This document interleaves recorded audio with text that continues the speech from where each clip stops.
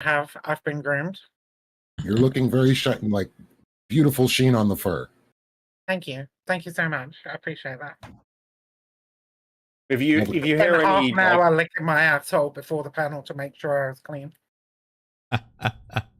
If you hear any random shouting from me, I am going to be debating while also doing Armored Core PvP. So if I get distracted, it's because I've actually found somebody who's good. Which I'm jealous. I need to get it. It's really fucking good. It looks amazing. So what makes you guys like X? Like Beckett said it was, just basically a nostalgia thing. He did it when he was a kid. That's cool. I understand that. But what makes you guys like me? I could never get into mech shit. Never could. Just something about that game. Wow. Yeah, Armored Core was always a good game though. Like ever since 2. So my little channel symbol. My channel symbol, the purple hooded figure with like the hair and the halo. That icon was made in the emblem maker of Armored Core 5 like 11 years ago. I've used that symbol ever since. So nice. Yeah, I've always loved this series. I'm like so hyped it's out. But yeah, I think with Armored Core it's because it was one of the first games where you could like really customize a build to like build to you, which is kind of what people love about mech games. But I never really got into Gundam because of it. And it was like, not as there's something about Armored Core that's just like it's there's no game like it really. Like there's a couple like Demon X Machina came out, which was the same sort of thing, but just didn't have the same level of making a mech that feels so wildly different from another mech. Because there's a big difference between building like a tank mech versus a speed mech, or a melee build versus like a laser build or a missile build or a rocket build, that really changes like the feel. And I mean I was part of the like Armored Core 4 dueling community back in like when I was a teenager, and those people were insane. Like matches lasted like 2 seconds. It was charge at your opponent and basically using like boost turns to reorientate yourself so you could hit your opponent before they hit you, because everything was just a one-hit kill. That's all that mattered at that point. Great fun.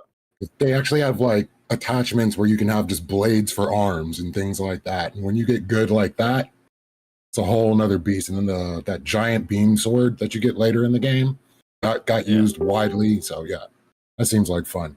I want to play. So like I've got 2 things. Firstly, just for anyone who's going to pick up Armored Core, I saw a really interesting build which was fascinating. So the way melee weapons work in this one is you only get them on like your left arm, and they have a heavy cooldown. But I saw one build which was literally switching between melee weapons on the shoulder pieces. So they'd like expend their like heavy melee weapon and then switch to a fast one. It was just a really fucking cool build. It was really effective. The other question is from Vin. Can we change the panel to should women be allowed to play Armored Core 6? I think that's a good question. Whether this is a man-only game. Yeah, I would host that panel. That's an interesting topic in itself after the chess thing that happened yesterday. So yeah, I'd like to know the answer to that.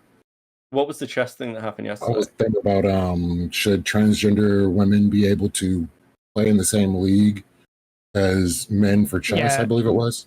I think it was a couple days ago. It was like whether or not trans women. I think they barred trans women from playing in women tournaments, women chess tournaments. Yeah, it was like a week and a bit ago, actually. Yeah, it was like a while. Yeah. I don't know. Does that make any fucking difference? Like, even with the current argumentation, I'm not really sure what that makes. I don't even know like what the argument behind that would be. There's no. That makes no sense. Yeah. The answer, okay, so the meme answer is clearly no, because trans people are just superior to cis people in every fucking way. So we always have an unfair advantage. The non-meme answer is that like chess is fucking absolutely drenched in misogynist fucking bullshit, right? To the point that like female chess players get fucking harassed like regularly. It's a horrible fucking environment for women to be in. And so like at least the segregation makes a certain degree of sense in that sport where it doesn't make a lot of sense in some other sports, right? It's not because men are better, it's because men are abusive fucking assholes, and women need to be able to play the sport without being constantly fucking harassed and abused by their opponents. But I don't see trans women as being a particular threat to that. So I don't see any reason why trans women shouldn't be able to compete with cisgendered women there. All right, so let's get it popping. So welcome one and all to the Minds of the Ecclesia panel. I have some great guests here today, and we're going to talk about some interesting topics. So we're going to start off with introductions first. Let's go with Cypher. Hey everybody, my name is Cypher. Thanks for having me on the show, Lee. If you don't know me, I stream Thursdays at roughly 8 p.m. Eastern Standard Time, unless stated otherwise, covering news that was with the last week with only kind of analysis that the crowd can provide. I do other stuff, do these panels, trying to get on modern day debates, circuit, etc. So stay tuned, and glad to be here. Excellent. And we have Beckett. How are you doing? I'm good. I'm Beckett. I cover lolcows. I'm currently fighting somebody with a missile build, which is an interesting fucking choice. I like talking about random shit, and yeah, always happy to be here, Lethe. I as always, as taught by Katie, you're welcome to have me as a white ally. I'm glad I'm helping you be better. So yeah, we need that around here. And for the first time, we have Sam. How are you? Hey, Sam the Human. I used to help run the Twitch Politics Discord before that got defunct, and I haven't been around for a long time, so I just come out and trying to redo these panels. So we'll see how it goes. Right on. And we have the illustrious Stardust with us today in her full banana glory. How are you? Hi.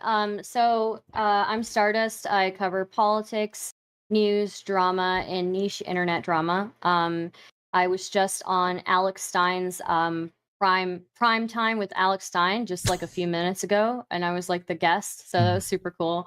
And I recently have started doing a thing. I'm kind of going for like an absurdist kind of like comedy thing with the banana thing. I'll sit on stream and just cry for like 2 hours in the banana costume and not my fault. Scream. And scream, and that's the shtick. So yeah, and thank you for having me. So that's a talent in itself. I'm glad you're here. Thanks for being here. Thank you. And Sprouticus.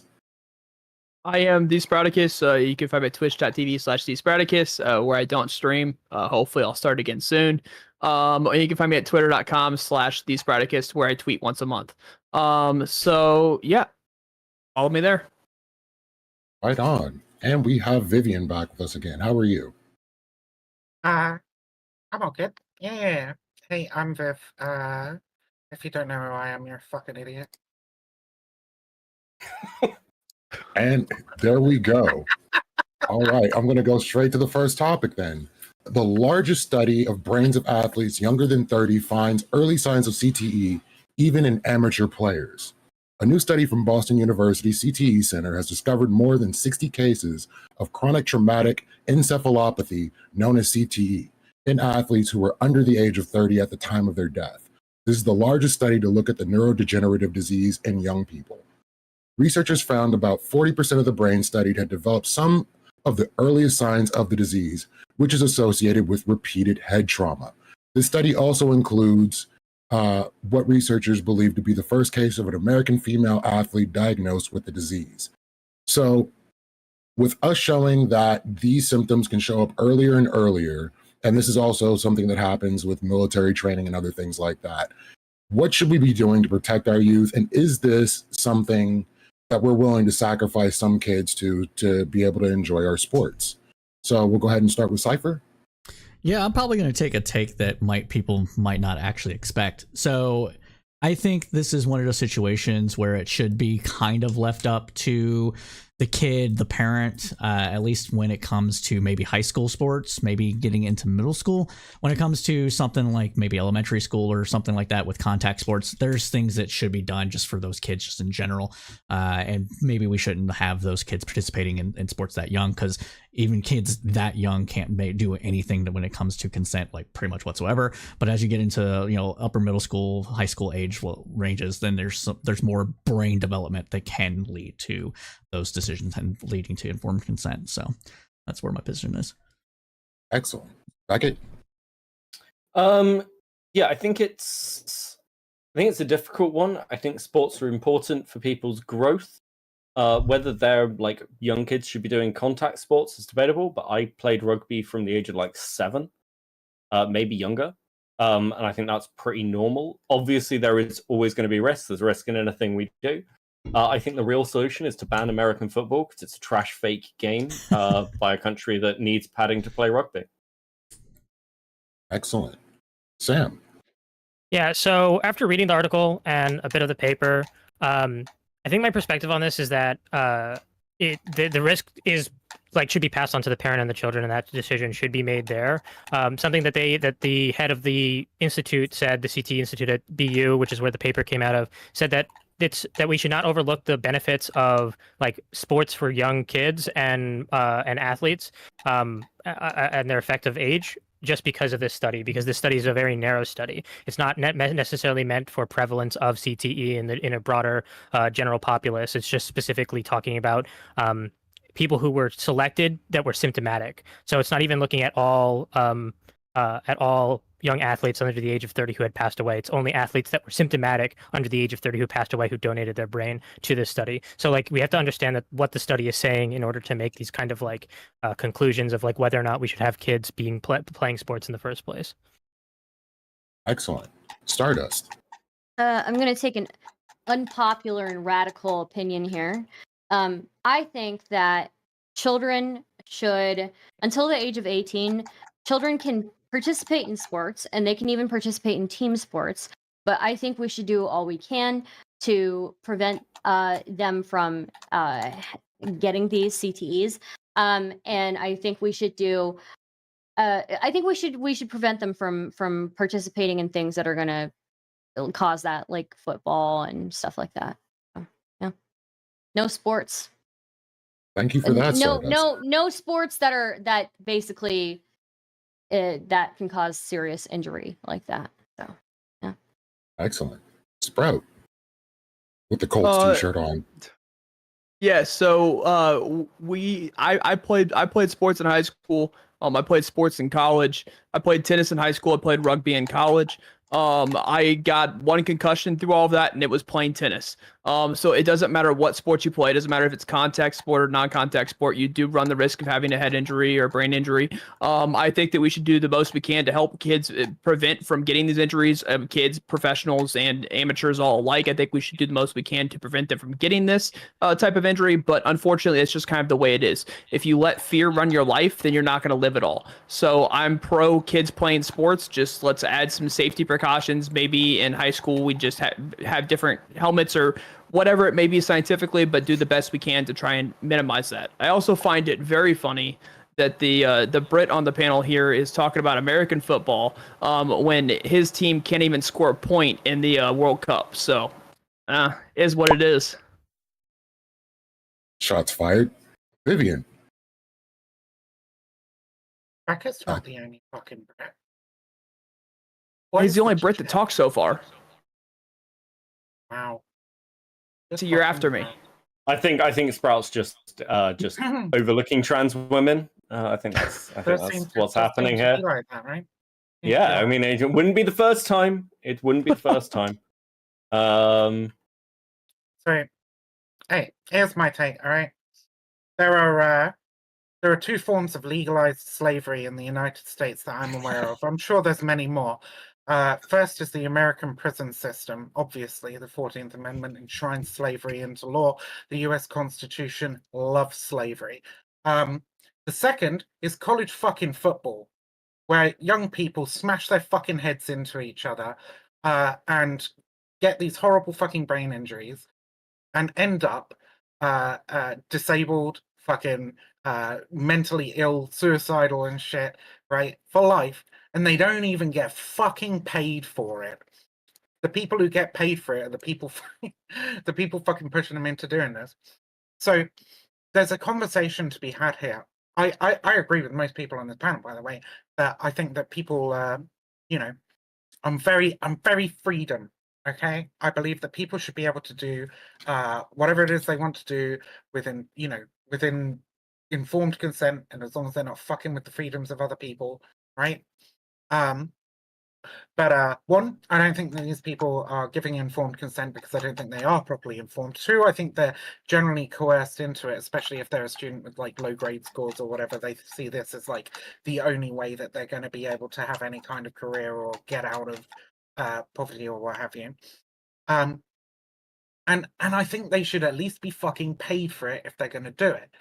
However, I would say we need to attack the industry behind this that pushes so many young children into doing these incredibly dangerous contact sports for reasons beyond just I enjoy the sport and I'd like to play it. You know, I don't think that these sports should be as popular as they currently are.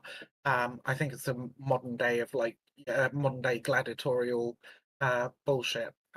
People just like to see the violence, but that's my take on it. Get rid of American football. Thank you for that, Viv. And with that, I'm going to go ahead and open up the discussion. See, this is all the blame is being put on. I just love it. All the blame's being put on American football when American football has progressively gotten better and better about like getting less and less aggressive.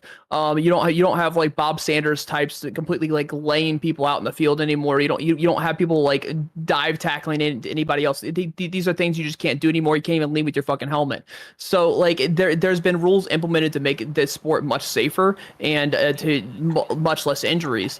But like all the blame's being put on American football. Why don't we look at like rugby injuries? Why don't we look at like injuries that are non-American sports because they're just as bad, if not worse. No, they're not just as bad. CTE, they are just as bad. CTE in rugby is much lower than in American football. In comparison to what? Today's American football or 20 years ago American football? Even today's American football, to be fair. The study said, even the paper mentioned another study in which over 300 NFL players, retired NFL players, who offered up their brains for study. 97%, I think it was 97%. Let me look at the number real quick. 92% of 376 former NFL players that were studied had CTE. So where's the stats for rugby though? I'd have to look that up. That was not in the paper, but even in this study, it listed the sports in order, and football was the number one sport, then rugby was the second sport. Rugby really doesn't have as much brutal contact as American football does. I know I played rugby, but you still end up injured, and I've still seen plenty of concussions and all kinds of shit from playing rugby. Can we talk about something I've seen is, symptoms like of a CTE. The CTEs can cause behavioral issues, right? Yep. And some of those behavioral issues are impulsive behavior and aggression, right? And something that I see that's super alarming in professional sports is the amount of people in professional sports that engage in domestic abuse and like even killing their partners. And Absolutely. So I think that's something we should be worried about, something we should be considering in this, right? This doesn't just affect that one person. It affects their partners, their family, their future children, stuff like that. If they get it bad enough, right? So I think there's something to take into account there. Now, I will say, in defense of what Sprout is saying, I do think that athletic scholarships are a great way to kind of change the outlook for a family. A family who's never been to college, things like that, or change a family's living situation, change the future for that family. So I think that athletic scholarships are very, very important. But those athletic scholarships can go to things that aren't like not combat, but things that are not going to cause things like CTEs, right? Like give the support to those families, and then those scholarships don't have to fucking exist. That's true too. But one of the things that should be noted here is that I know, Sprout, because you keep bringing up concussions, but CTE doesn't require a concussion.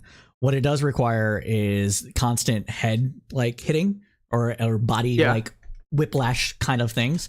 And so like just because you could have gotten a I bring up concussions because it's a kind of an easy way to kind of like say an indicator of CTE, because CTE is extremely hard to diagnose, especially in like high school, college frame, when you're still extremely young. CTE's you're gonna have a hard time proving it.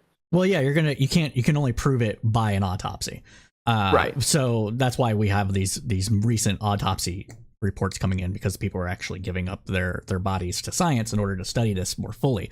But the reason I say that it's only contact, it's like the jostling around and like the whiplash and all that stuff, is because other sports that are less contact focused are all going to be inherently less dangerous in getting CTE or those other kinds of injuries. Like you might have like swung at a tennis ball and like flubbed it, or I don't know how you got your concussion doing it. You might have got hit in the head or something. I don't know. I bounced off a fence. It was an off situation. But like the idea though that rugby doesn't have that same idea of your head jostling around is asinine.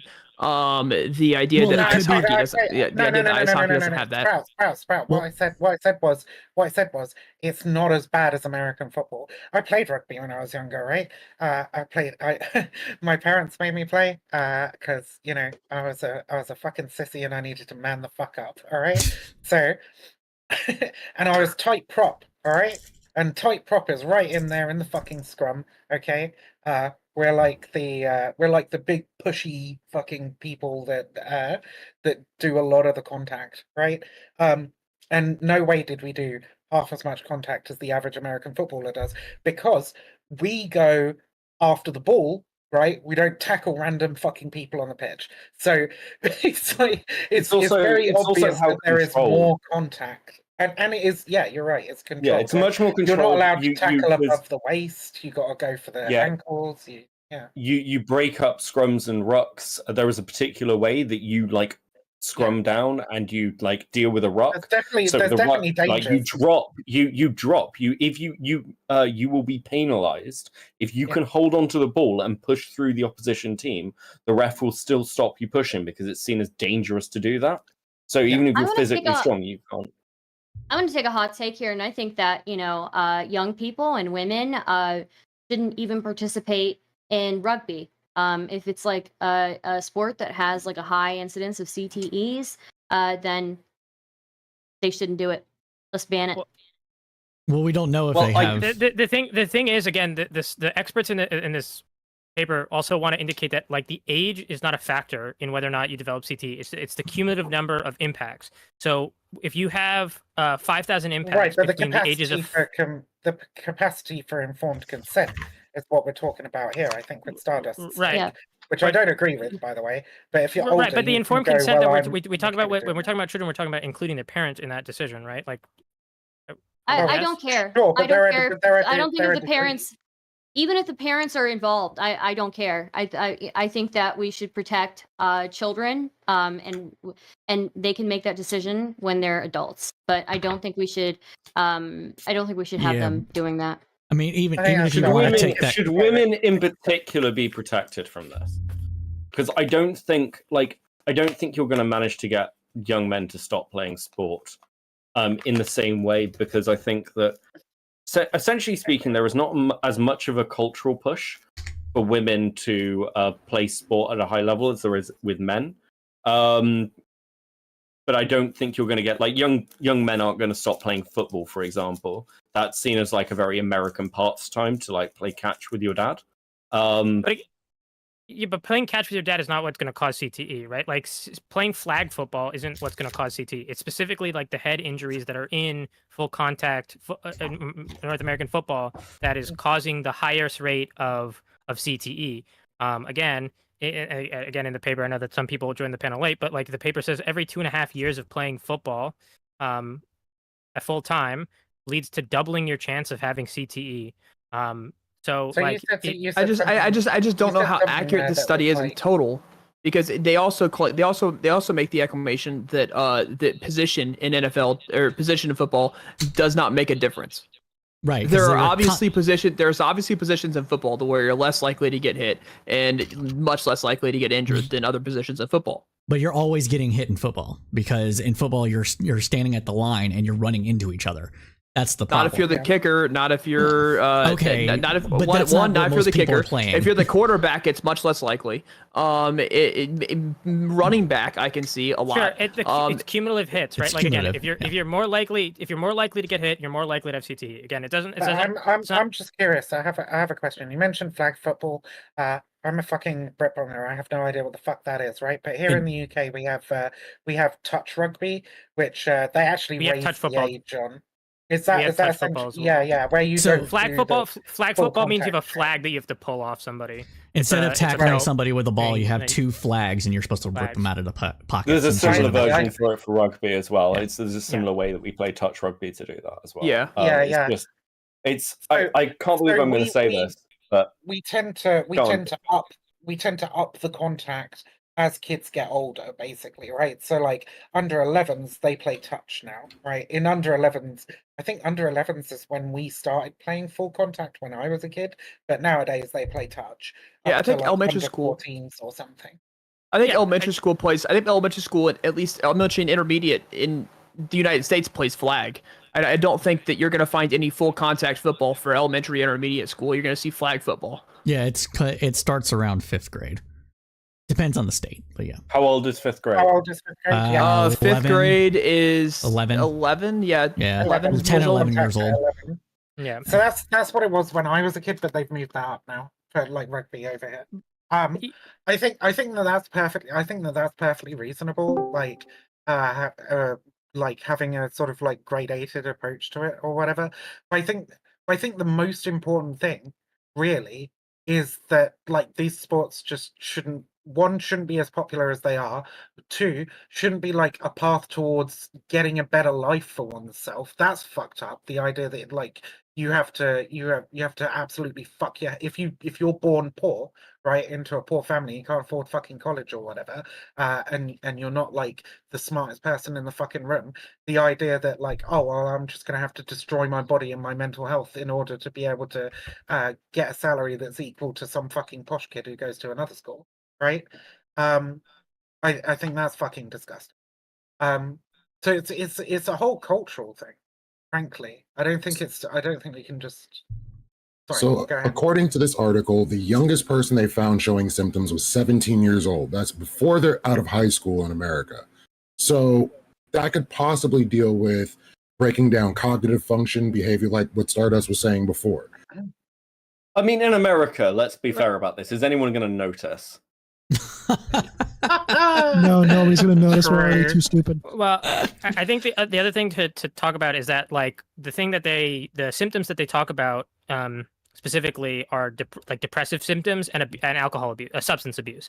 That these were the 2 symptoms that they look for as symptomatic of these young deaths, these premature deaths, if they were. And again, the highest cause of death in this study was suicide. And this is something that the experts talk about is actually that suicide is the violence that is mostly caused by these people. They try to kill themselves.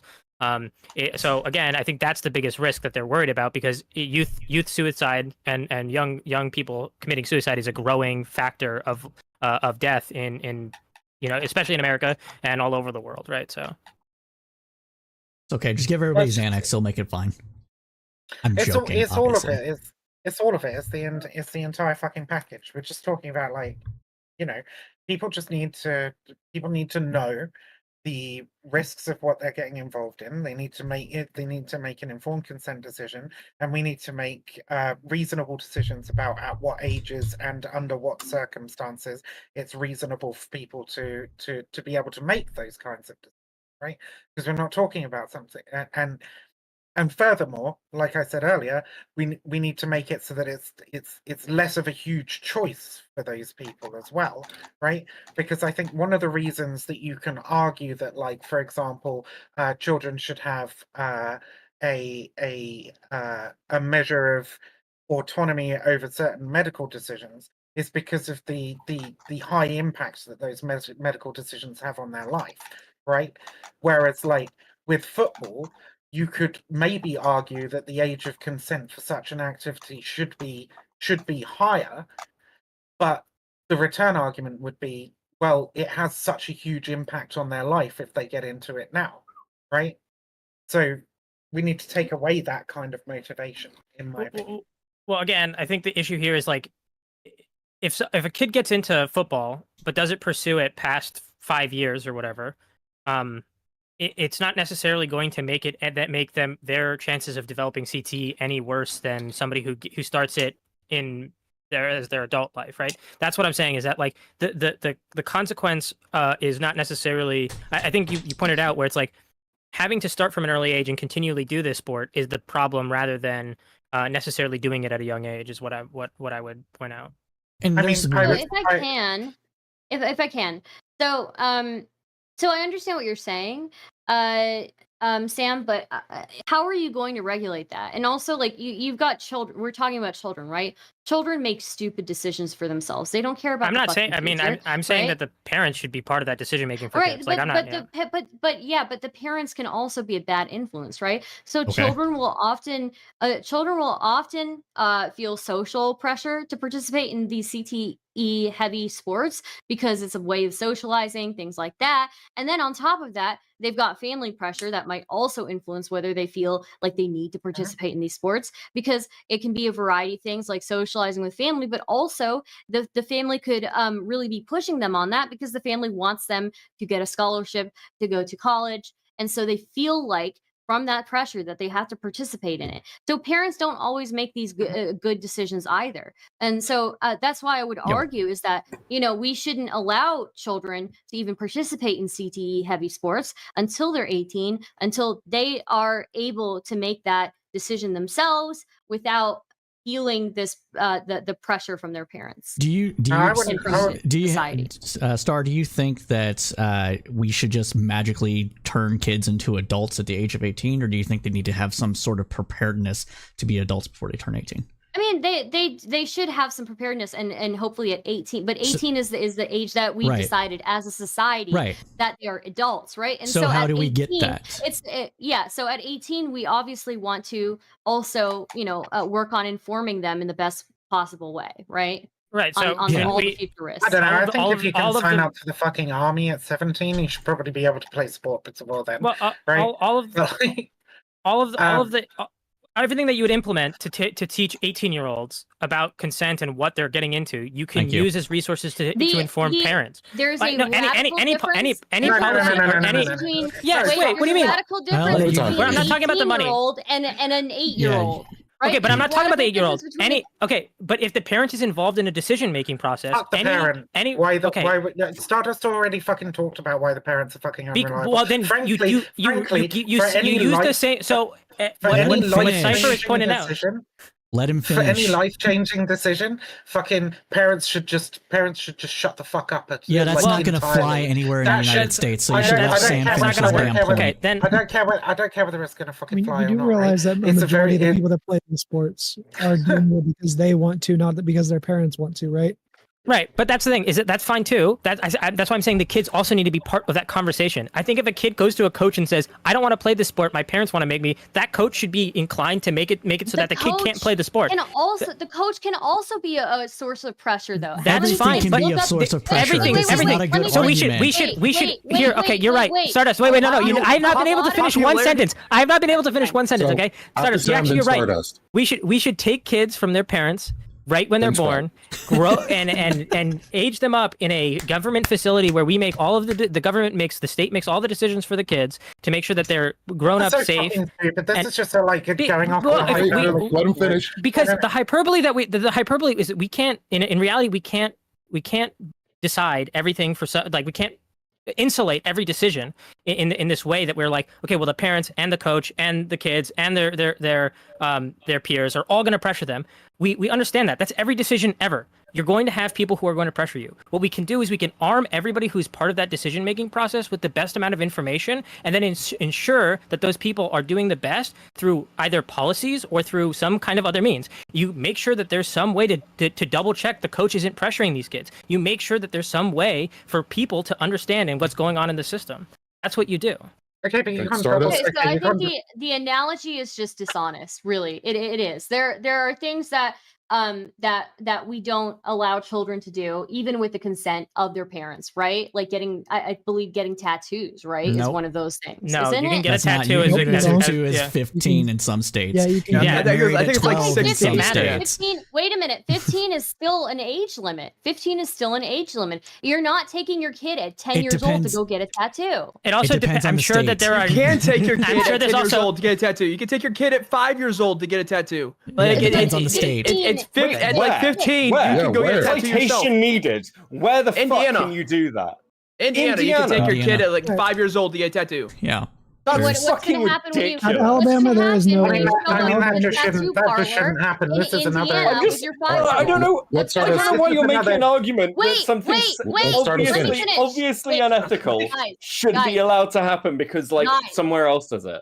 That's fucking ridiculous. Okay, so yes, just because what Beckett said is true. Just because it's allowed doesn't mean it's right. Right? In Indiana, what's going to happen when you show up to the tattoo parlor with your fucking 5-year-old? What do you think the tattoo artist is going to say? They're Well, going to some be of like, them are going to tattoo one, them if I'm it's not legal. gonna, Yeah. I'm not gonna fucking do that. Or two, I'm calling CPS. At least that's what I would do because that's Okay. the reasonable thing. Okay, to do. Okay, hold up So real quick. there's hold up another real reason- quick. Wait. Maybe I'm No, wrong. just Maybe I'm real wrong. quick. Maybe it changed. However, It looks all like 50 16. states and the District of Columbia have a statutory law Looks like it requiring a changed. person receiving a tattoo to be at least 18 years old.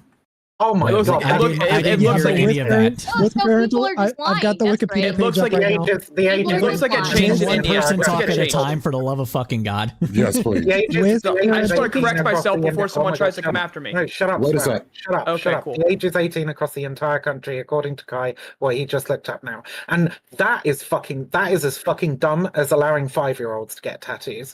And both of these situations like show that like no, the parents should be involved in this fucking decision at all, right? And going back to the fucking football thing, if you want to make an informed fucking decision about like whether or not you should play football as an underage person, right? You should be coordinating with one of the people who have the information on like what opportunities it can provide for you, and the other person, probably your doctor, who can advise So- you on what so the fucking parent. what the health implications are. No, So So, it so the didn't- parent. not the parent. Not the parent. Sorry, But who's the other parent? thing, wait, I have another thing. Why are we Wait, no, comparing no, a no, no, no, tattoo no, which no, has no, no no, marked no, benefit? Playing a sport, doing physical activity has a benefit to the human that's And doing you it. can take No, part he's in just sports gonna, he's that just gonna sit aren't there. He's just gonna CTE sit there and heavy. like let out that You can fucking take side part- condescending comment. What? Like, what You is- can like, who's the parent you in that can take- situation? One at a time. One Yeah. at a time. Okay, you Go can start. take Who's the parent in that? children can Fuck take me. part in sports that are team sports, that are social sports, that are not CTE Cypher's heavy. like, I got away So- with it. And secondly, Dumbass. secondly, that just because children That grow seems up with right. all these influences doesn't mean that we think that, oh well, they have those influences anyways. We should just let them and their parents decide this. Children will make bad decisions and parents will make bad decisions, and we want children to be full adults under the law. In my opinion, under the law, be full adults without having to think about their parents' influence, without having to think about those other things, right? As much as possible before making a decision to sacrifice their body for a scholarship or for for a social sport. Okay, Sam gets to Okay, respond, who's- and then okay, Sprouticus who's has been the trying to fucking- get in. Who's the parent in that fucking situation? The person that would know what the things you said were. That The would benefits? be the parent. That's The a benefits career and advisor everything else. Okay. or a college Yeah, that's what- advisor. That's what happens with parents. What do you think happens in the United States? College- I know that maybe in the College UK it's advisors different. and career advisors are I different did from not parents, get my a good dude. college advisor. I don't know what state you live in that has good college Yeah. advisors, but my Okay, counselors I were don't know what shit. country you live in that has good parents, So- right? They can also So- only really advise you if you're actively playing the sport, because they have to be able to see how good you are at the sport and able to tell you whether or not you should play it. Okay, So Sam, again, you wanna respond? several things. If we want to talk about experts, the two experts that were interviewed in this article, and I understand Stardust, you joined late, and Vivian, you were also added late, so you maybe didn't get to read the article. Both of them state that this is that these are people. This is the head of the institute at BU that studied this, that did the study on CTE, and then another expert who runs a concussion lab that studies concussions. Both said that the benefit of playing sports for the average person is way more important than the risk of CTE or concussion. So I mean, if you want to talk about that's medical There experts, are sports No. that you can play That's that are a not value CTE judgment. heavy. There are sports That's that a will value- benefit you. There are sports that'll benefit you just as much Sure, that are not CTE but- heavy. Okay, it doesn't. Okay, it doesn't matter. Right. So the that's a value judgment, right? What I'm saying about like the person being able to like consent is like they get the information from people. I don't care whether or not the people that you mentioned think that it is more beneficial for them to play sport, right? It is up But to the individual to decide whether or that not is the things fine. that they will That get- they're not saying that everybody should be forced to play football. They're saying they specifically say that it's up to the decision of the parent and the child, the young adult / child who is participating in this. And what I said is that like what we should do is have systems in place and ways to inform parents. Because sometimes this information can go over a kid's head. I agree with you, and that decision should be made with injunction with the parent and the child, and a coach or whatever, a doctor if need be, whoever it needs to be. Because again, the influence I'm is saying their that influences are there. fair enough. And again, I'm saying going fair back, enough. I mean, Fair enough. going back to the I have a comment about question. everybody. I've been trying to get in for a while, so go ahead and finish up. Okay, going back to the comment about kids and parents make bad decisions all the time. That's true. That's why we have systems that's why we have programs like DARE. That's why we have sex ed, because we want to arm these people who are making these decisions, even if they're going to make bad decisions, as best as possible, even though we know that they're going to. As much as we don't want them to make those decisions, as much as we don't want kids to do drugs, as much as we don't want kids to have sex, premarital sex, or sex before they're 18, because we think they can't consent in that way. We arm them with as much information as possible so that they are as informed as possible to make that decision. All right, Sprout. So I don't think that we're actually thinking about like what student athletes actually go through, at least in high school. Student athletes have to get a physical, so the doctor has to basically do a physical on the student, and they have to basically approve that student is healthy enough to play the said sport. After that, the student and their parents both have to sign a concussion, brain injuries / CTE waiver, essentially saying that like, hey, we understand the risks that come with this sport. We understand this, that, the other, and we're accepting these risks in order to play the sport. It also comes with team sports come with great, as far as studies have shown, great aspects in moving on into a life outside of high school. Team sports have been shown to add into cooperation, add into leadership, add into obviously teamwork when it comes to like jobs later on in the future. It's been shown to add in a lot of those critical skills that somehow high school misses with all of its classes. And I reverse my retraction when I'm talking about Indiana tattoo laws. Indiana Code 35-42-2-7. We'll place that one out there pretty clear for you. There is no age limit, just parental consent underneath the age of 18. I mean, if it's a federal law, it overrules that, right? No. No. There's No, no, so- there's There no are federal law. team sports that are on it. not CTE heavy. I don't see why we can't just encourage children to take part in these sports that are team sports. Because that are our not football's CTE fun. heavy. But to So the, are- So what I was joking. What I was team sports aren't meaning, CTE heavy? goddamn. What team sports do you suggest that are not culturally CTE heavy? fucking? It's the football is culturally reified, right? What You- team you- sports? Americans particularly love particularly barbaric sports. Yeah, it's fucking Oh, fun. wait. No, What team no, sports I was- are not? What team sports are not CTE heavy?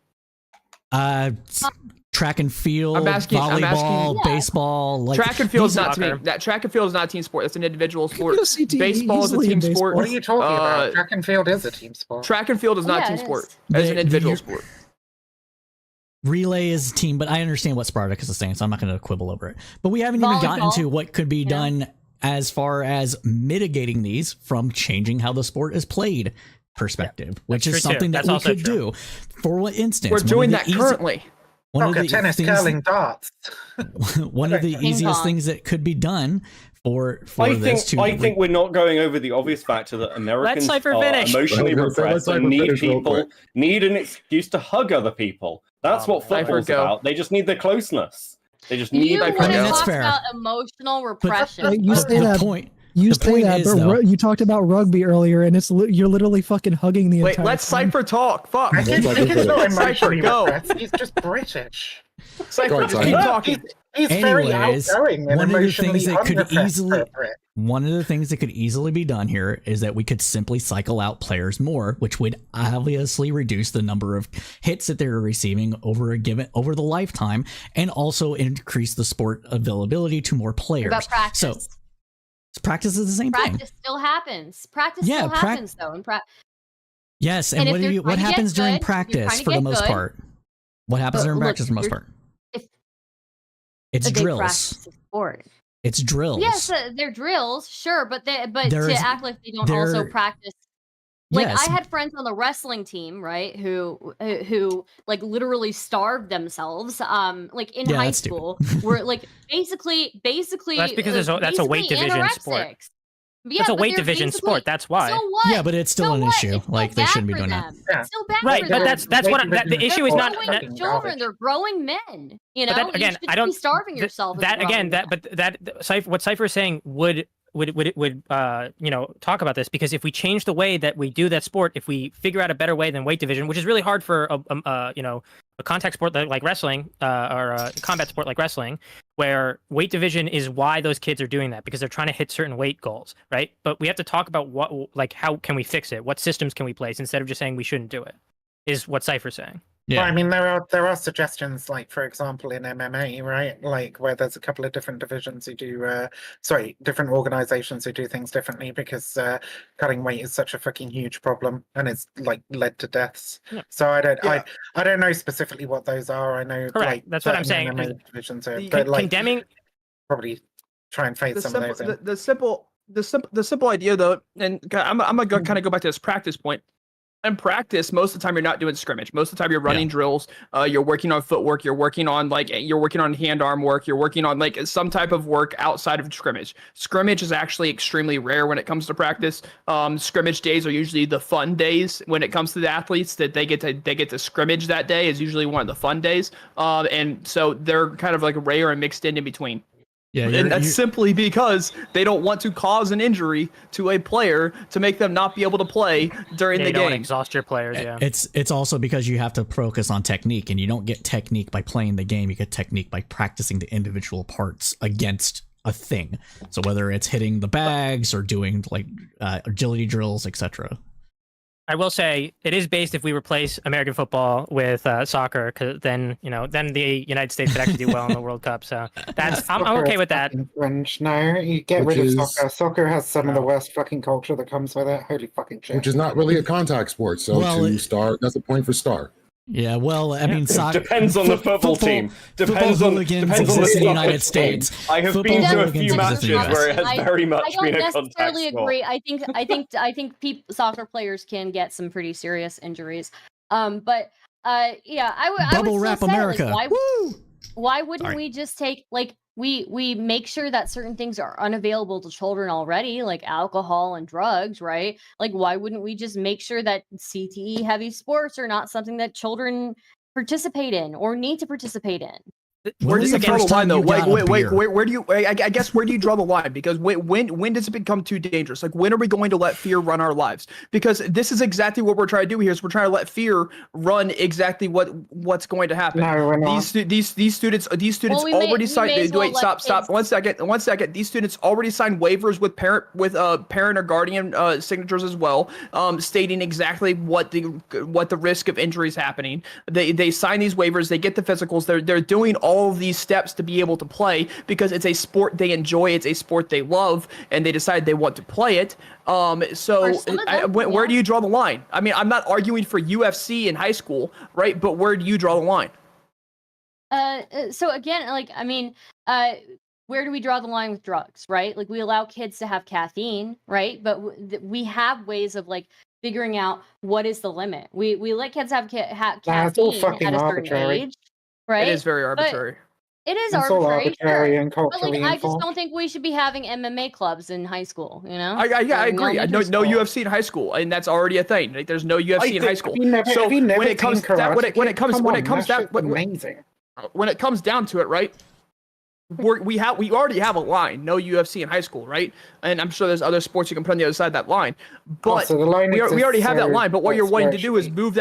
move that line further to the right. And then what happens when soccer becomes the sport with the most CTE injuries? Are you going to move that line further to the right to where kids can't play soccer all the way until all the way until you say that kids can't play tennis because of CTE injuries? Like it's going to get insane, and the line's going to keep moving. We've already drawn a line. We've already decided what's safe and what's not safe. Hyperbole ad nauseum. This It's is so dumb. Fucking slippery This is slope literally argument. slippery slope. Like just because. But there is a point to it, though. Where do you draw the line? Sure, just because we look at specific CTE heavy sports like American football and we say, hey, maybe we should regulate who participates in this and who participates this at an extended period of time. It doesn't mean that we're going to do that with every fucking sport, right? We'll figure out what the guidelines are. We'll figure out where the line is. But that's what we do with anything that we regulate. And I think the age of 18 is just not one that we should do. But I get what you're saying. I understand what you're saying, but I disagree the fact that you're not gonna let middle schoolers and high schoolers play football, because like the simple idea that you can't play football in intermediate school or high school is the CTE research, which only researched amateur and NFL level players. These are players that went way beyond college and way beyond high school. This isn't like you played high school and then you end up with a CTE injury. This particular study. Let me remind you that CTEs can cause behavioral issues. These are behavioral issues are things that severely affect children who are still in school. They studied amateur and NFL level players. In this particular study, it was anybody under the age of 29, right, Sam? Yes, it was anybody under the age of 29 that participated in the sport at a institutionalized level. It's not like Sunday league people, like you pick up a game and everyone's these are people who are like, So it includes high schoolers.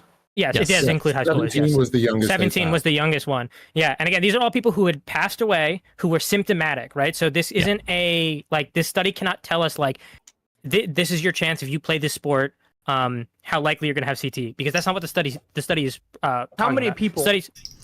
It was 100 and I forgot how many people was in it. It was 100 and something, I believe. I thought it was 6, but 152 brains were donated.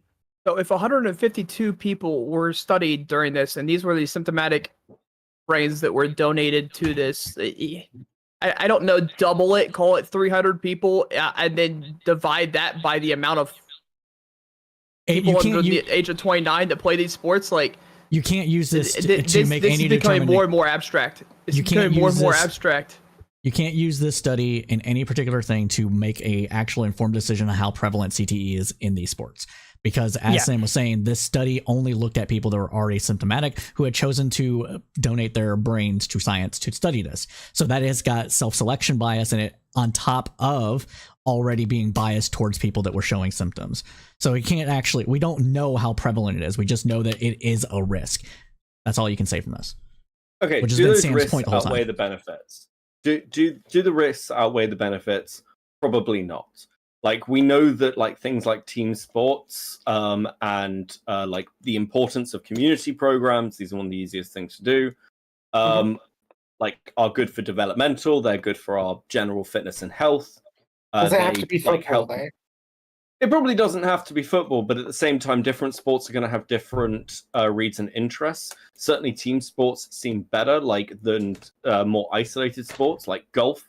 Golf seems to have a push towards people who are much more self-centered. There's some pretty interesting studies on golf players and social interactions. The question is then, if you've got something like a risk of head injuries, at what point do you say, okay, well, cars are dangerous, so we should stop driving cars?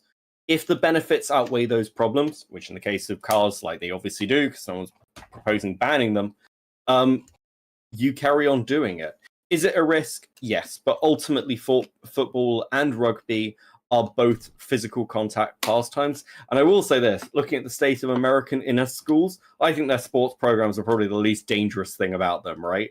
Like talking about like we shouldn't have MMA courts like classes and things. It's like, have you seen the state of like cafeteria fights in the US? I don't think it's MMA you have to be worrying about.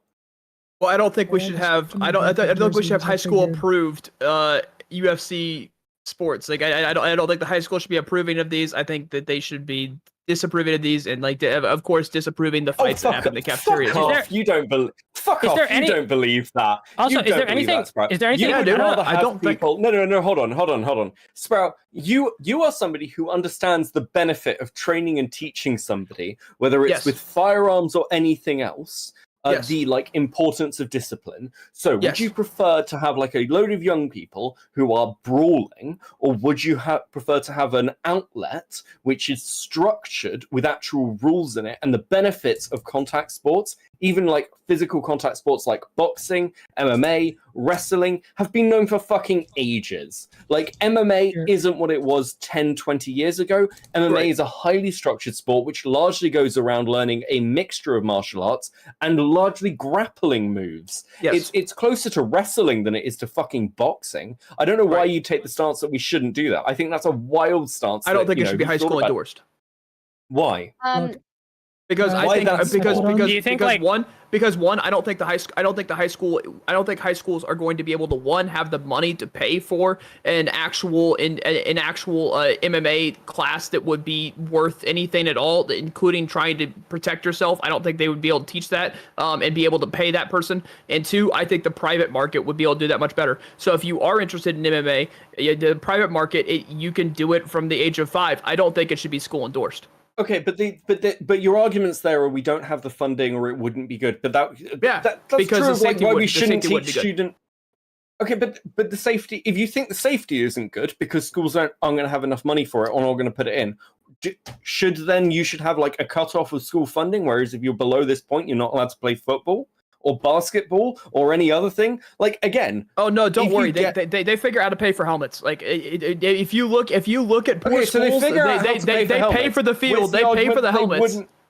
Yeah, but then the argument surely is that they could then, if we mainstream something like MMA, it wouldn't make enough money for the school. You don't know that. That's why would the high school doesn't make money off of sports? What are you talking about? High school makes money off football. Where?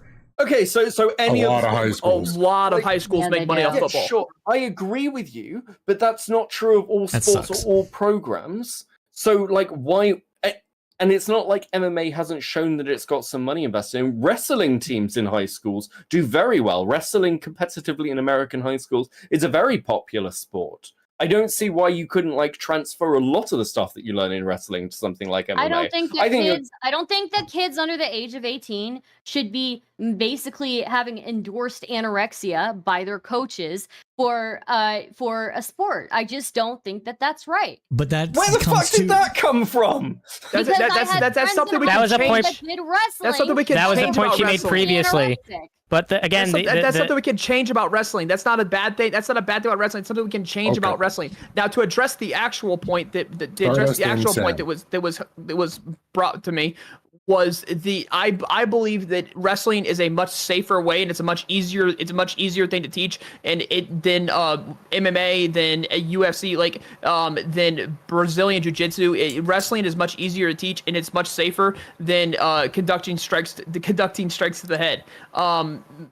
There's not really much argument against that. If you're wrestling, you can't conduct strikes to the head. Okay, Stardust. I think they're in the middle of something, so I don't want to. I think your position is unconstitutional and frankly racist. Okay. I just don't think you'd be making this argument if we're talking about any other sport. I don't think you're following. I don't think you're following the Magna Carta very well. So. Well, that you're wrong. I'm fucking around. Carta perfectly. No. Fucking listen. Nobody gives a fuck about this conversation. It just didn't work. kids are at fucking risk. They're going to be at risk from multiple things. I think with team sports, particularly, especially for young men, the benefits are really obvious. Yes, there are going to be risks and everything else, but kids are stupid. They're going to get concussions. Sprout got a concussion from playing fucking tennis, for fuck's sake. Like, That young wasn't men are tennis's stupid. They fault. jump. No, it wasn't tennis's fault. It was Sprout's fault as a young man, and also because he's Sprout. It's like, you are going to have these risks. We deal with the fucking risks. And at the same time, like, yeah, we can have all these conversations, but So we we're might as clearly well let seeing, kids like, use heroin then, shouldn't we? We should just allow Yes, kids let use with the parental heroin. consent. What is the benefit with of heroin? parental consent, with well, when we used heroin as a medicine in the You get rich from heroin? 1800s, society seemed a lot fucking better, didn't it? Things Did it? seemed fine. And now Did it we've in the banned a load of 1800s? fucking opiates, and everyone's like fucking like Did it seem anxious that all the great? time. Rich from And like, using heroin? listen, fuck I you, put to Patrick. you that a lot of Zoomers would be a lot better if they just had a kind of like dose of lithium every now and again. I think society would, and the Well, lower we generation still prescribe would look lithium in the United States, considerably- so Good. I'm glad. We found Put something it that in we the agree water on. and we'll solve a lot of problems. Yeah, lithium fluoride and fucking some other shit, and Jesus see how much fucking like Christ. society. Okay, so chills I the was fuck out. liking the direction that Stardust was going and showing other dangers in sports. And so a movie I watched when I was younger was called Vision Quest. And this dude was trying to drop weight for to wrestle one specific person, like the one person he wanted to wrestle more than anyone in his entire high school career. This dude starved himself until he was getting nosebleeds. This is something that some athletes do. There are a lot of different things people do to prep just for sports that can be harmful in the long run to their metabolism, brain, all sorts of parts of their well-being. So we can Yeah, Yeah, but like I then address just said, like that. Sam the said, friends that we I need to had- address that. the friends that I had in high school who were in wrestling and they would like starve themselves. It was to the point like where our science teacher was like, "I'm gonna tell your coach," and they were like, "So what? Tell our coach. He's gonna do any like he's encouraging it." you okay, know? but then there Like- should be a system for that teacher to go above the coach and get that coach in trouble. That's like what. And again, we can also change the way Why that we would the do principal do matchmaking anything? There is. in wrestling. There's a board of athletics. There's why always why things would that we can. anybody do anything, especially for a high school? Because I was part of a high school that was like super well known for their sports and like was going to state in multiple sports like every year. There's no incentive for anybody, whether that's the coach or for like higher up people in the administration, to do anything about that. There are That's things the that you case- can if that's the create case, then those Ohio's- incentives though. Those Yeah, incentives can that's be the easily case, though. created. If that's the case, though, then Ohio State wouldn't like fire coaches when they're doing well. These amazing colleges that are amazing at sports wouldn't be firing coaches when they're doing well, even if there is misconduct. But If that's truly the case. to your point, Stardust, right? So if the federation that oversees high school wrestling changed its rules to where if you have a player that drops weight suddenly over the course of 2 months, we'll say 2 months. I don't know the fucking rules That's here. part of wrestling. What the fuck? No, how I you're said gonna regulate radically drop weight. That so is if you're part of wrestling. yes, and if you create it in the federation of the fucking sport itself, and you say we're no longer going to tolerate this, then it changes the incentives for the entire sport, and it pushes down. You could even make a law Why for would they this. do that? What incentives do they have to even change? It's the it? same. incentives- Then why would anybody ban it? Like, if your argument is why would we Thank put you. into place any policy Well, ever? no, people Then who are why would we make a policy to ban participating it? People Why is the who are NFL getting paid- safer then? Excuse Wait, me. Sprout. People who are participating in the sport have no incentive to change the standards of that sport. Why the fuck would they? Whereas Why- people who are outside the sport, let me finish. People who are outside the sport, who are actually concerned about the health of growing children, yes, they do have an incentive. Why did the NFL change the rules this season to make it to where you can have a fair catch behind the 25-yard line and immediately get a touchback instead of just the touchdown and trying to run it back? I have Why, no why did they fucking change idea. that I don't know rule? anything about the NFL, bro. I don't know shit about the Okay, NFL. they changed that rule to make it safer on the fucking players because the kickoff was such a dangerous fucking play. How long did Okay, it take for how them to many do They that? also changed it. How many coaches still have their players play while injured? Like immediately after an injury. And the NFL? I don't fucking know. They don't record those high stats. school, in college. Then make it Anyway. illegal. When that happens, that's fucking child abuse. You fucking put the person in jail. Make it illegal. This is things that we can do to change the issues without banning the sport outright. In the Who's going to NFL, report a player has to be looked at by a third party medical staff, basically hired by the NFL, not involved with the team, and then that third party medical staff has to approve of the player going back out before the player can go back out, because it should because wait 1 second it should never be on the player or on the coach on whether or not that player plays. I played sports. I for example, I was a part of a military competition, best warrior competition, where I hyperextended my knee doing night land nav. My sergeant told me to go see the medic. I said, no, I'm not going to get disqualified because my knee hurts. So I did combatives with a hyperextended knee, and I did a 10K ruck march on a hyperextended knee. Now I've got a permanent knee injury. So should I have been looked at by a medic and told that I can't go back out and play? Yes. And did I have the spirit that I was competitive? Yes. And I did. I was going to go back and play if it was up to me, and it was up to me. But it shouldn't be. There should be a medic there that basically says it's not up to the player, it's not up to the coach. I'm going to make the decision here, and this is the decision. Okay, Stardust. Okay, you were talking about the NFL, right? Just like a few months back, there were a bunch of doctors on Twitter who were freaking out, saying that if they put this one player back out on the field, that it is so bad for them that that they are basically ending that person's future career or whatever, right? And their health. And they still put that person back out on the field, right? You're talking about Tua Tagovailoa. Doctors have been sounding the alarms on concussions within the NFL and other professional sports for the longest time. Now, professional sports have more regulations, in my opinion, than a lot of people who are playing these sports unprofessionally. So if that is the case, that professional sports are so highly regulated and doctors are still sounding the alarm on these things, then what do you think is happening in places where things are not as regulated? The incentive structure is completely different. Hold on, Spartacus, please. Let me. I want to address. Okay. You're okay? talking about Tua Tagovailoa. I just want to address the player. You're talking about Tua Tagovailoa. And by the way, the Dolphins had people fired. The NFL fired medical staff for not doing their job correctly, and the Dolphins lost the first round pick. There was punishments go around for putting him back out the field. That doesn't change my point. That doesn't change my point. Doctors have been sounding. That doesn't change my point. Let me finish.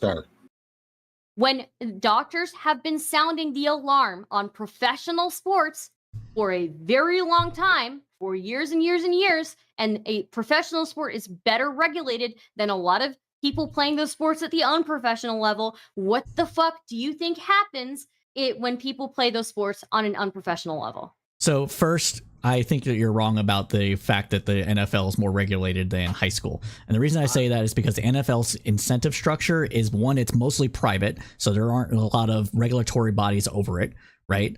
Two, the fact is that it makes a fuck ton of money. So the NFL is incentivized to not do things that will cause it to lose money.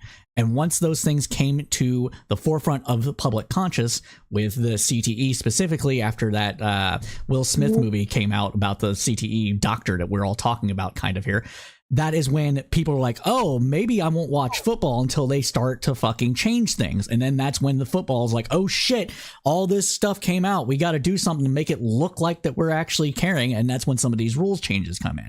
With high school sports, we have a completely different incentive structure. We have parents involved. We have teachers involved. We have the state involved. Like, all these things are involved to such a degree that the incentive structure is different to take more care of the kid than about the stupid fucking sport.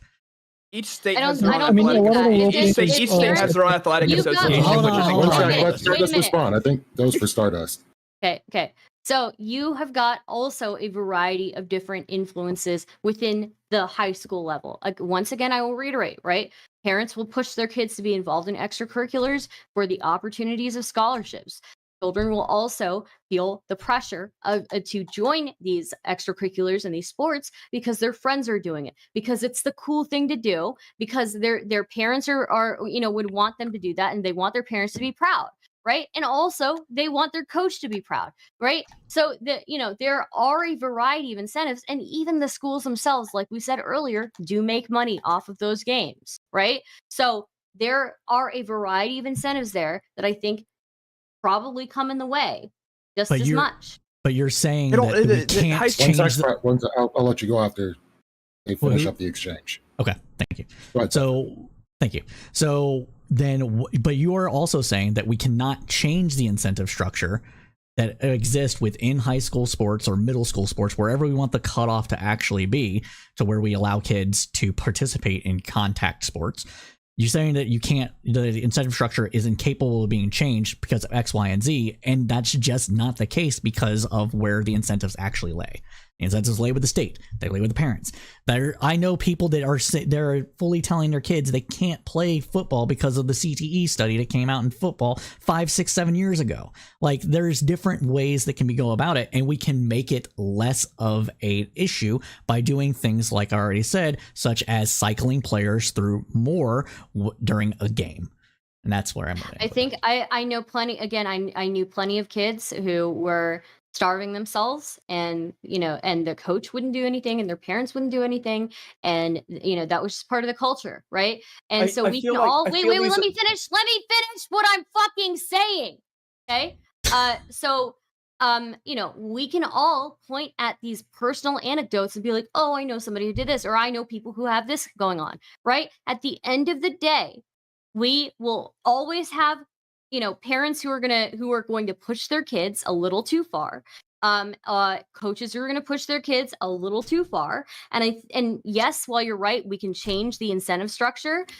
It's going to be very hard to do that, and it is just I think the better system is to prevent kids who under the age of 18 from participating in CTE heavy sports. It's not just Hold on. Fuck. I think that you're okay. I've been trying to get a whole fucking conversation. No, well, you should have brought up the Constitution. I fucking did. We should not have a situation and cannot have a situation where kids are like exposed to these sports. It's such an American attitude for things. Like, America does this with alcohol and says kids shouldn't drink before they're 21. And America has much more of a older drinking culture problem than Europe does, because Europe's introduction. You guys have fucking alcohol things everywhere. Yeah, but the difference is we generally have people who are less addicted to alcohol. We have, like, by the time you're past the point of about 25, if you're out drinking every night, that is seen as a weird thing to do. No one's going to be like, you're an alcoholic. What are you they're going to be about? like, people drink all the time, all day in Europe. What are you talking about? Yeah, but they don't do binge drinking as much. They don't do. Yeah, it's not. They don't get drinking any amount is bad for you. Even one glass of wine a week has been shown by study to be bad for you.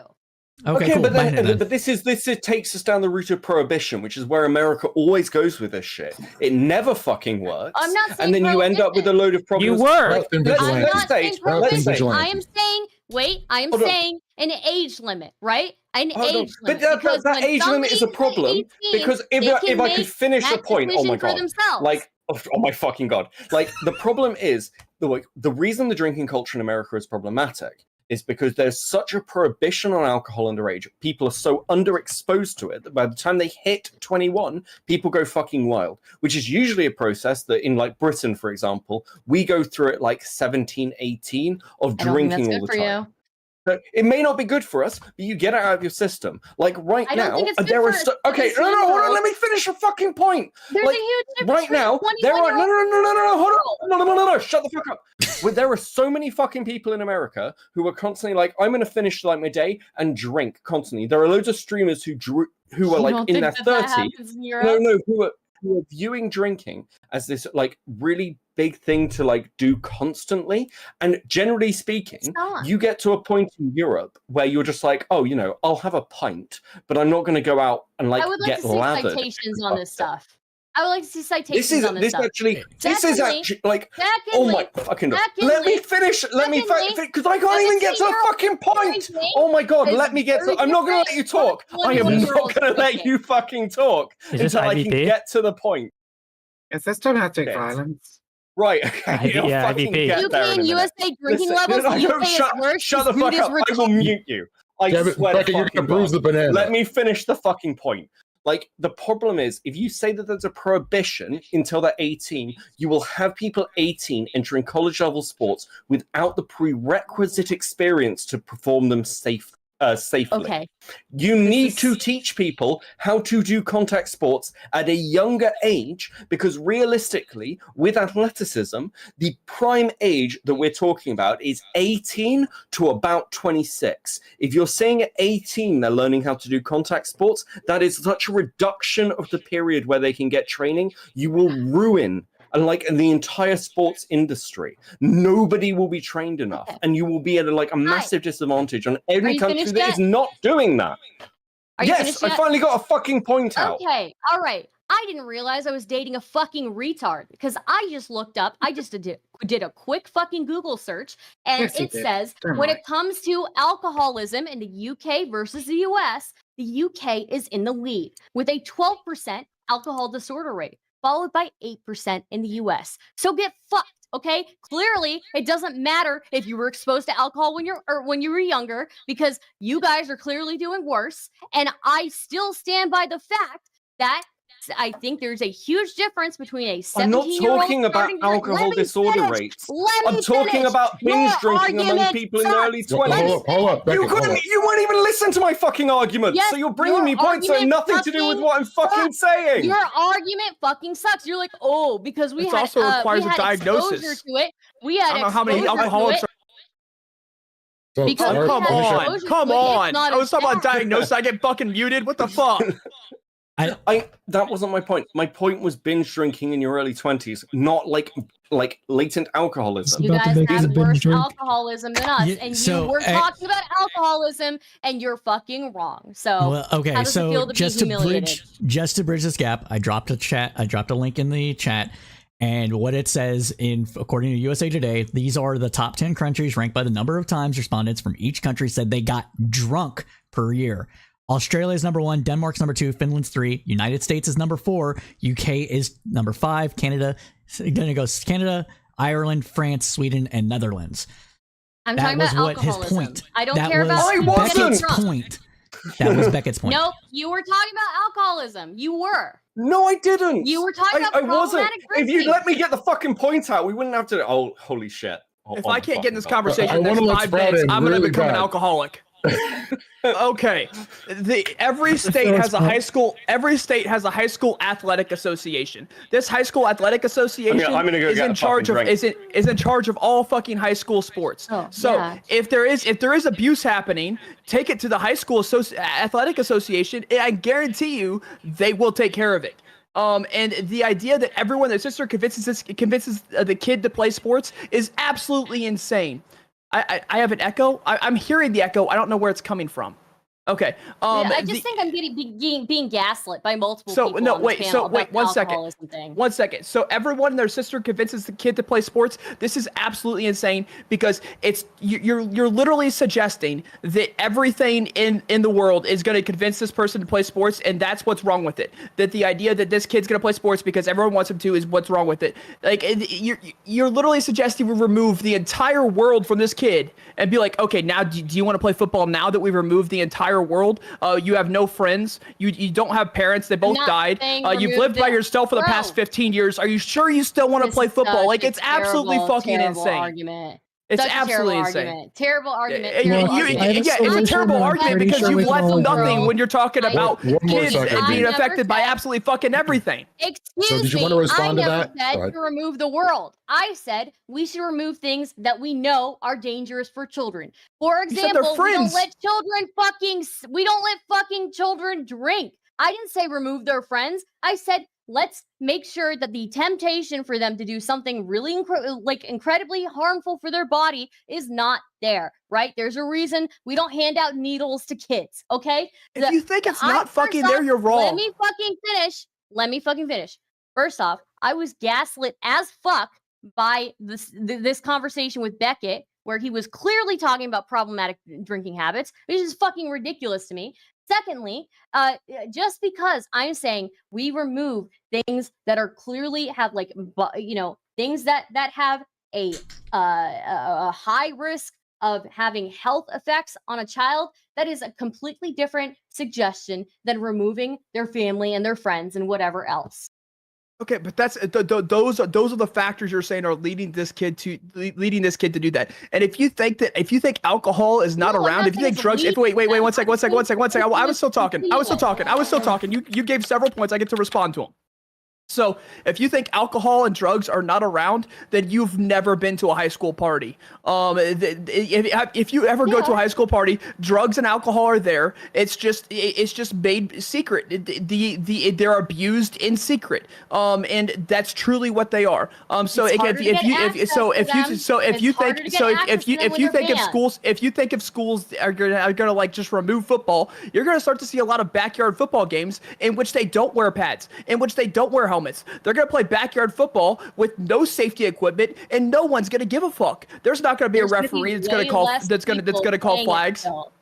There's still going to be way less people playing it, and yes, there's still alcohol, but it's still way less easy for kids to get access to it. Yes, it is. If it is illegal for children under the age of 21 to get access to alcohol, it is necessarily harder for them to get access to it. You know how many kids I could have gone to? You know how many kids I could have gone to in high school? Wait, bro. I was still got to let Vigilante in, so keep in mind. Too. Let me finish here, okay?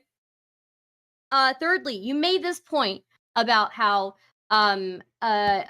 kids basically kids only do sports because everybody else around them wants to do it. That's not what I'm saying. What I'm saying is that kids feel the pressure of continuing to do a sport, even if it might be bad for them, despite other things, because of the things around them, right? If they feel like, okay, I'm using this to get a scholarship, I want to make my parents proud, they're going to be less likely to stop playing that sport if they're having health issues with it. Okay, Vigilante's been trying to say something. Just one sec, let Vigilante get this off. He's been holding this. Here. So I have an idea. Let's just ban all sports, make it to where they have to play it via video games like Madden, FIFA, MLB, and while we're at it, let's ban war, and so nobody dies in war, and all wars will. I didn't realize Prime Kai was on the panel. I didn't realize we'd got Prime Kai here. That's a fucking turn up for the books. Jesus. He was holding that forever. I see why. Banning war is totally something that is equally as something that we're all capable of doing as much as we are from prohibiting kids from doing things that are really bad for their bodies, right? Something that they're totally equal. These are totally equal points, right? Yes, they are, because kids are going to do dumb shit when they sneak out of their parents' house because their parents don't allow them to do fucking shit. Like, if you take a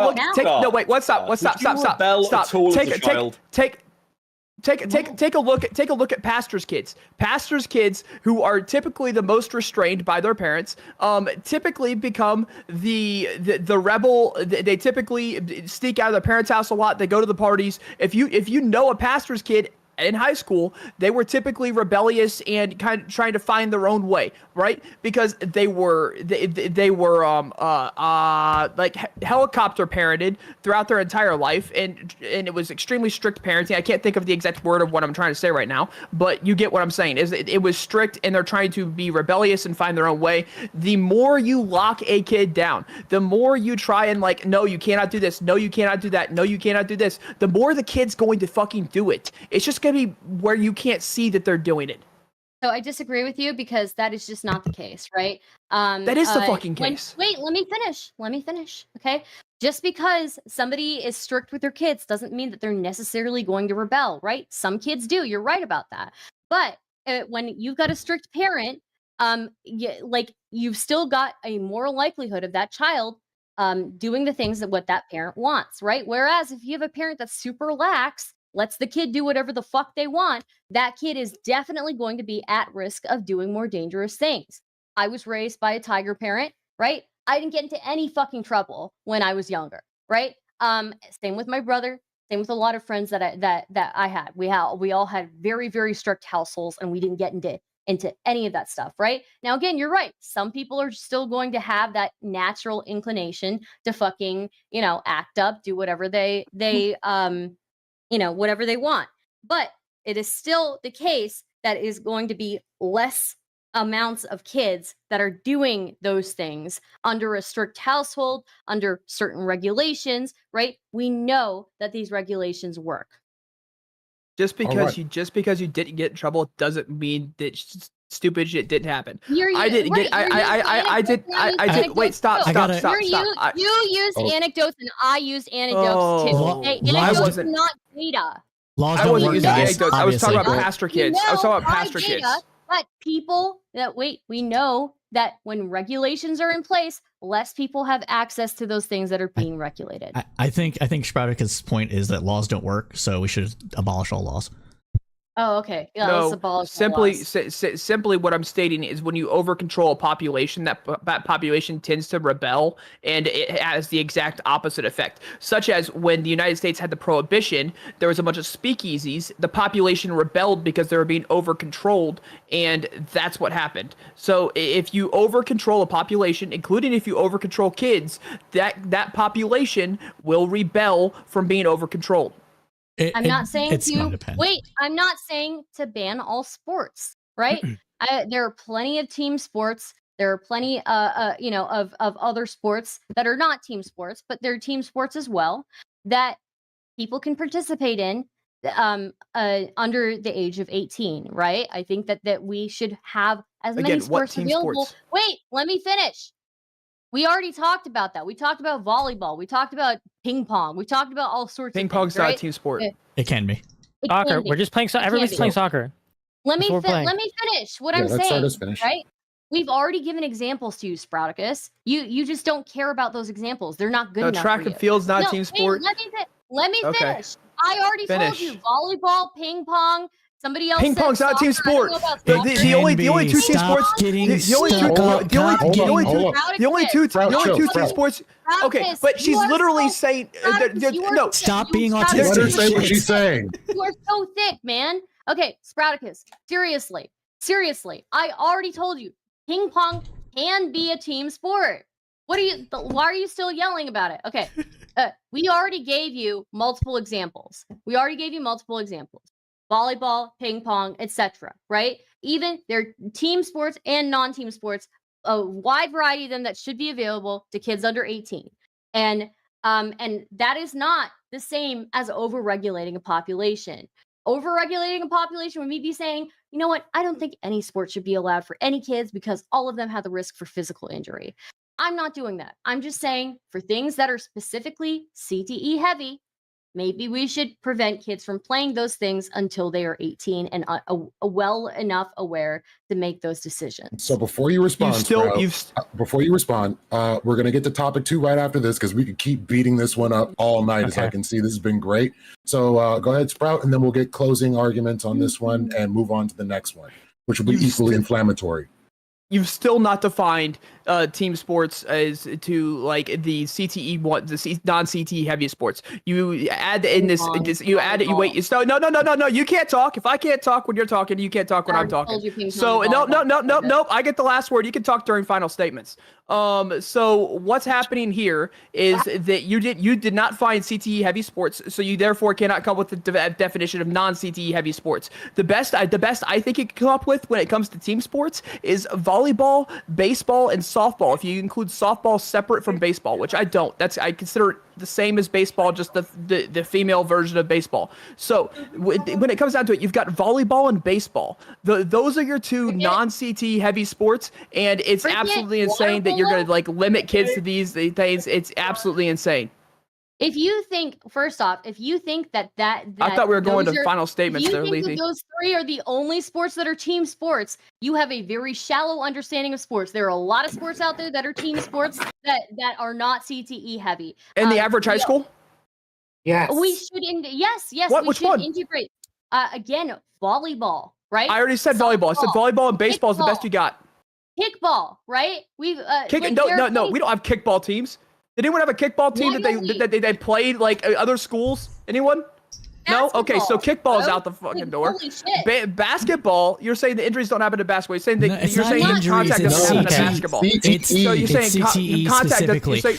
Okay, The but you're sports- you're you specifically didn't- you didn't specified read that the contact study. doesn't happen in God, basketball. this is I did read the study, but All there's right, a so- specification that Bro, you're contact just doesn't happen in sprouting basketball. all over the place right now. No, Can we there's move a on to the next specification that topic? contact doesn't Yes, happen we in shall. basketball. Getting very Are you foul. saying Talk that about contact why doesn't women happen in shouldn't be allowed basketball? to play sports. Do that. Let's do that. Stardust, are you topic. saying that contact Well, doesn't that's happen what in the next basketball? topic is. Contact happens in basketball. I want to said talk about why CTE heavy Sprouts So it's still shouldn't have been contact, allowed okay. to play I said sports. CTE heavy sports. CTE You heavy never made a sports. definition. How much CTE needs to be there before it's a CTE heavy We'll sport? figure that out. But we We'll know figure it that out later. American Well, football. We'll figure it out later. All right, closing We'll figure it statements out on this later. one. Closing statements on this one. I'm going to start with Cypher. Sorry, I'll start with Viv. Let's go to the other corner. Whatever, let's be super fast, bro. Okay, a CTE heavy sport is probably not darts, right? Like, you're just like being a fucking pedant now because you spent half an hour screaming about the same thing over and over and over after it was already explained to you. Look, I'm for abolishing slavery, okay? Which means we need to get rid of fucking college football and the 14th Amendment needs to be amended. All right. That's my closing statement. Vigilante. Look, the thing is, when we talk about this, it comes down to a lot of sports right now, especially when we're talking like the NFL and stuff. Have Wait, have I been saying pussified. 14th when it's 13th? I'm sorry, I didn't mean to interrupt your fucking... Whatever, carry on, sorry. Yeah, they've just been pussified. I mean, we got people that have been kicked out of like the NFL and blacklisted, like Vontez Perfect here, who are the king of giving concussions. And we just need to stop being such pussies when it comes to people's health. Right. Vigilante. Sorry, Sprout. The idea that this is gonna all come down to what they're trying to put it down to is absolutely insane. You could change the way sports are played. You can change rules to these sports. Indiana high school, or not Indiana, state high school athletic associations do this all the time. As a matter of fact, they're oftentimes stricter than the NFL, much stricter than the NFL, much stricter than college. So when it comes down to it, you actually see this in action. This isn't just like a one person experience. You see this throughout the states, that the states will be much stricter on how the sport is played. Of course, there's always room for improvement. However, I believe that people should be allowed to take these risks. I don't think fear should rule how we decide to live our lives. When we let fear do that to us, we fall underneath a very dangerous set of codes to where anything that might be considered dangerous is now not okay because it might be considered dangerous. So I really think fear shouldn't let us rule our lives. Yeah, I mean, nothing here has really been offered that would change my position. I think that sports should be played. However, I think that high school athletic associations should make sure that they are played correctly. And if there are issues with coaches, or if there's issues with abuse that's happening in schools, then bring it to the athletic association. The athletic association will be able to take care of it. All right. Stardust. Can I go last since it's like me versus everybody? Absolutely. Sam. Okay. Yeah, so I think the point that I was trying to make throughout this whole thing is that like the prevalence that we're trying to look for can't be determined through like this study or like looking at like these things, because prevalence isn't necessarily something that has been studied. So to make these recommendations of like what sports to ban or what things we can do, we don't have necessarily that information. But what we can say is that like we know that modifying these sports maybe to lower the amount of contact, such as flag football or touch rugby, as we brought up, is probably something we could do. We can modify the sports. We can modify incentives for the sports in order to make sure that the athletes are protected. Sports unions, which again I'll probably bring up in the next one, can be something that can help protect the athletes themselves, which we don't really do in the United States. There's a lot of different things that we can use, and policies that we can bring up to actually protect the players and then lead to more informed decisions in whether they're not doing it without outright banning the sport. Right. Beckett. I have no more opinions. This conversation is done. I'm happy to move on. Cypher. I think Beckett, or not Beckett, I'm sorry. I think Sam and I agree a lot on this issue. I believe that if we are going to talk about whether or not we should limit how many kids play these sports, we can talk about that up to the age of like 13 or something like that, because kids are stupid and they don't have the capacity to consent. But after you get to the age of 13 or so, you have different abilities to consent to different things in concert with the parents, in concert with teachers, coaches, doctors, etc. And we can't just bubble wrap everybody in life and then send them out to the world at the age of 18 and expect them to function normally. So I am against banning sports, even full contact sports for people that are at least in high school. But we can talk about ways that we can modify that later. But that's it. Sure. Go ahead, Stardust. Yeah, so to be frank with you guys, I actually don't give a fuck about this. I just took the position because we needed like the contrary position. And you know, I wanted to argue. But I will say, just in defense of my argument, you know, children can often feel social and family pressure to participate in CTE heavy sports. They also will sometimes feel the burden of their family's finances, and they may want to go to college, and they will feel that they want to make their families proud, and so they'll participate in sports for that reason. But I would say children only participate in things like medical procedures under the age of 18 when the benefits for them are very, very clear, and you know, there are less downsides, right? So like when a child is getting treatment for being sick, still, I would not trust parents to have their children's best interests at all times, because we've seen what, you know, coaches and parents already do. They'll encourage their kids to continue to starve themselves, even though they're growing children going through puberty. They will continue they'll encourage these kids to continue playing even when they're completely stressed out and they have a whole other bunch of other things going on in their lives. They'll continue to encourage these kids to participate even though they might even have an injury or something like that. So you know, these things are super, super complicated. And we can even look at examples outside of sports, right? Like how many parents have the ability to refuse their children from having blood transfusions and do it, and we can't do anything about it, right? So we have regulations for a reason. We don't allow kids access to drugs under the age of 18, specific drugs like alcohol, right? Beckett's point about that was completely wrong. Just so everybody knows. And you know, just because we are having regulations for certain groups of people doesn't mean that means they're necessarily going to be more prone to doing things. I'm not asking for unreasonable regulations here.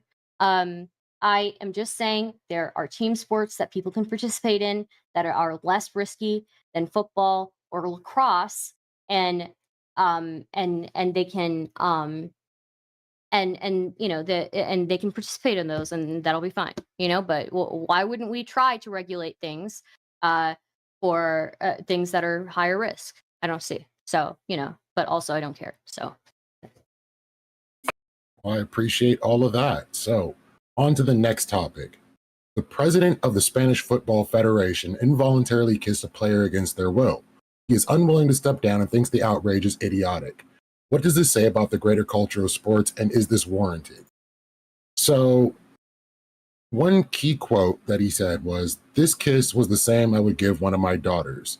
He said to the assembly, claiming that he asked Hermoso for a little kiss and she said yes, which has been completely disputed up to this point.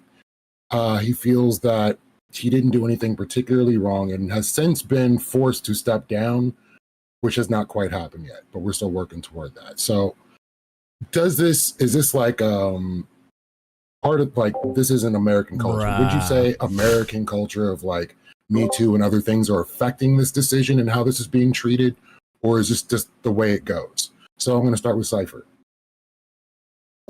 Sorry, I had my mic turned off.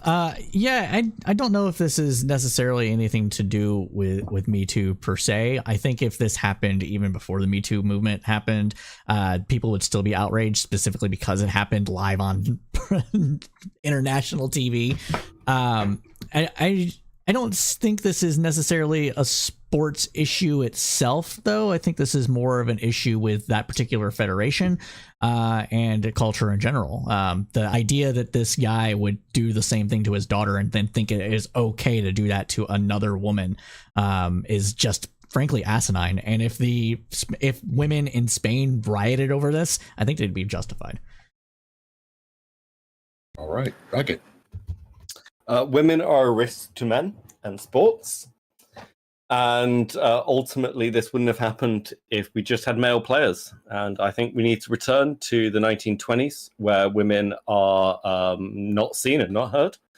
And ultimately, I will say this, though, speaking as a British person, Spain is backwards, and that's why we destroyed 3 of their armadas. All right. Go with Sam. So there is an update that he was suspended by FIFA. So the regulating body of international sports said that they had to suspend him. So he is suspended from international events. But I was going to kind of go at this at talking about the history of kind of these incidents within soccer specifically, because that's the sport that I follow. Soccer specifically has had a problem with sexism and racism going back forever. Back in 2004, the FIFA president said that if women wanted more attention to them playing soccer, they should wear tighter shorts. And there was outrage back then, going all the way to this kiss today, and tons of different, outrage in the United States and other countries for the women's teams not getting paid the same amount, and as well as racism in soccer specifically is huge, especially in Europe. Again, one of my favorite clips to watch is Dani Alves. Got a banana thrown at him.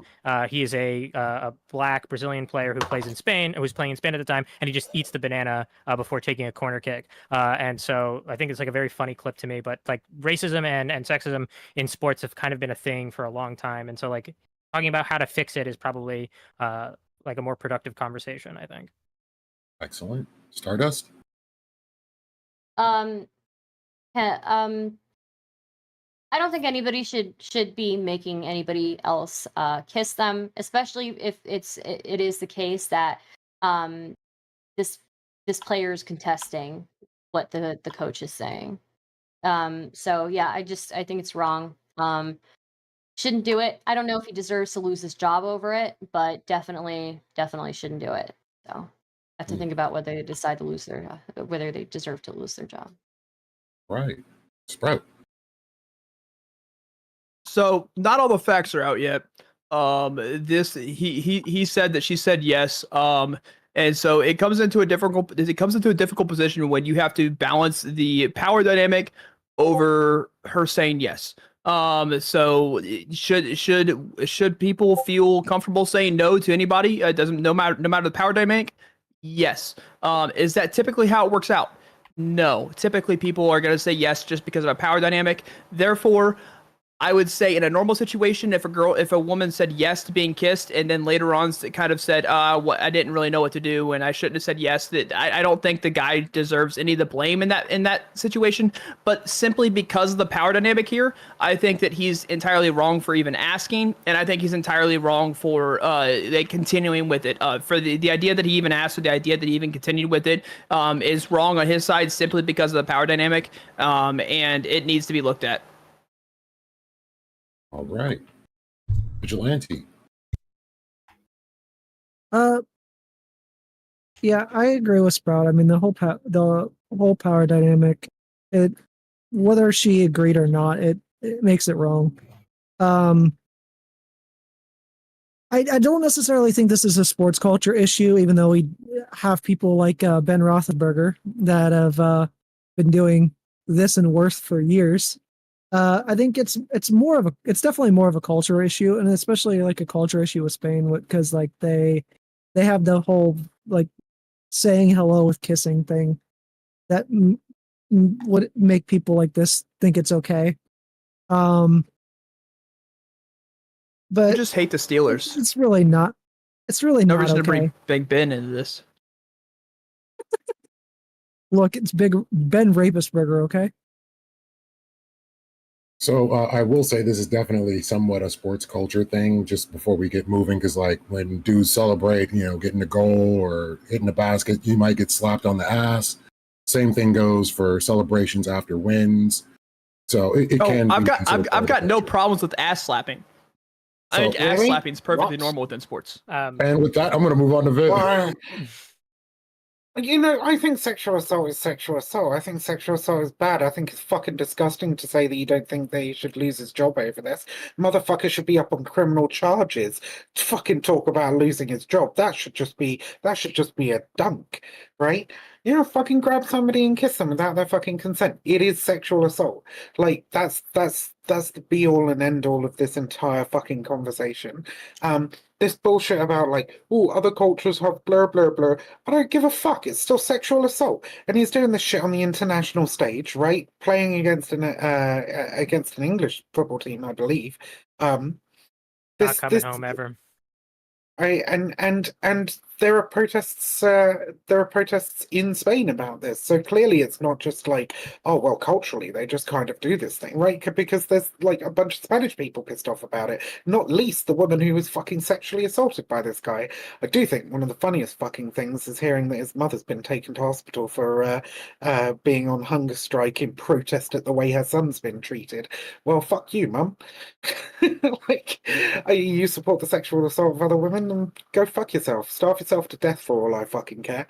Like, I'm just so sick of British football culture and football culture in general, which, as I forget who said it, but somebody else mentioned that they were actually a fan of football. I'm not, mostly because of the fucking culture around it. In fact, I think it's utterly fucking repulsive.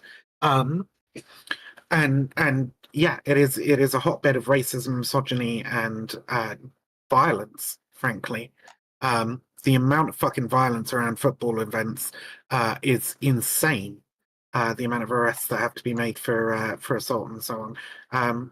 So I don't think there should be any question that sports culture in general needs a serious fucking change.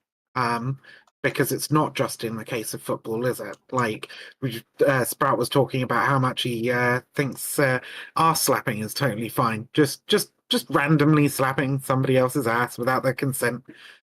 Perfectly okay thing to do.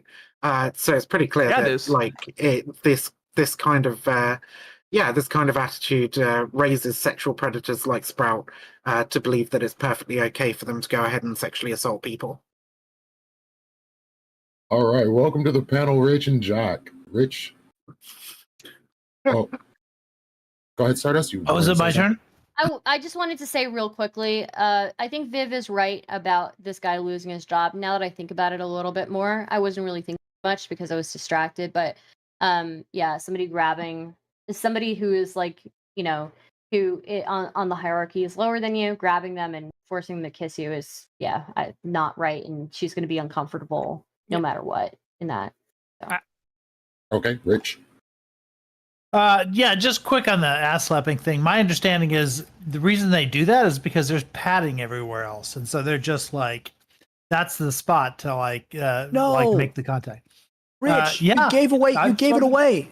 You gave it away. That was going to be like the end curve. Final pound on the forearm. I don't think it's the same, right? I mean, there's no like the gender dynamics not the same. Like it's specifically like a football thing, like among men.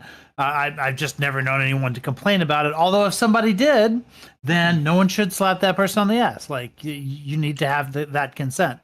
And on this specific instance, like I do think it's a culture thing, not just a sports culture thing. But I've lived in Italy for about a year. I lived in Spain for about a year, and that kind of like kissing to say hello thing does exist, but it's also doesn't matter because we're talking about international stuff. So if there's anything like in your culture, and by the way, this is like older cultural stuff, right? So younger people in Spain and Italy don't have the same attitude as older people do. Like this sort of cultural practice is dying out a bit because we do need to consider consent, right? So like, yeah, close friends may like, kiss each other in the cheek to say hello, but they've, achieved consent a long time ago. Here's somebody who really doesn't know this woman very well and is doing this and presumably would do this with a woman from any culture.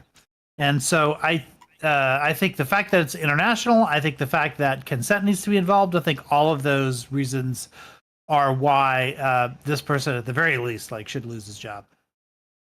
All right, Jack.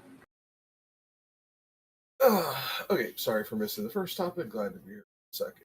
As to this guy, yeah, there is a lot of cultural issues that are going to go.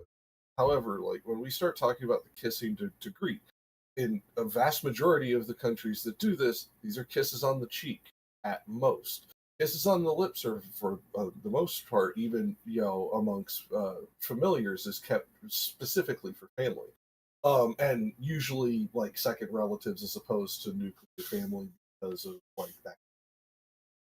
However, when you look at this, I was watching this match live.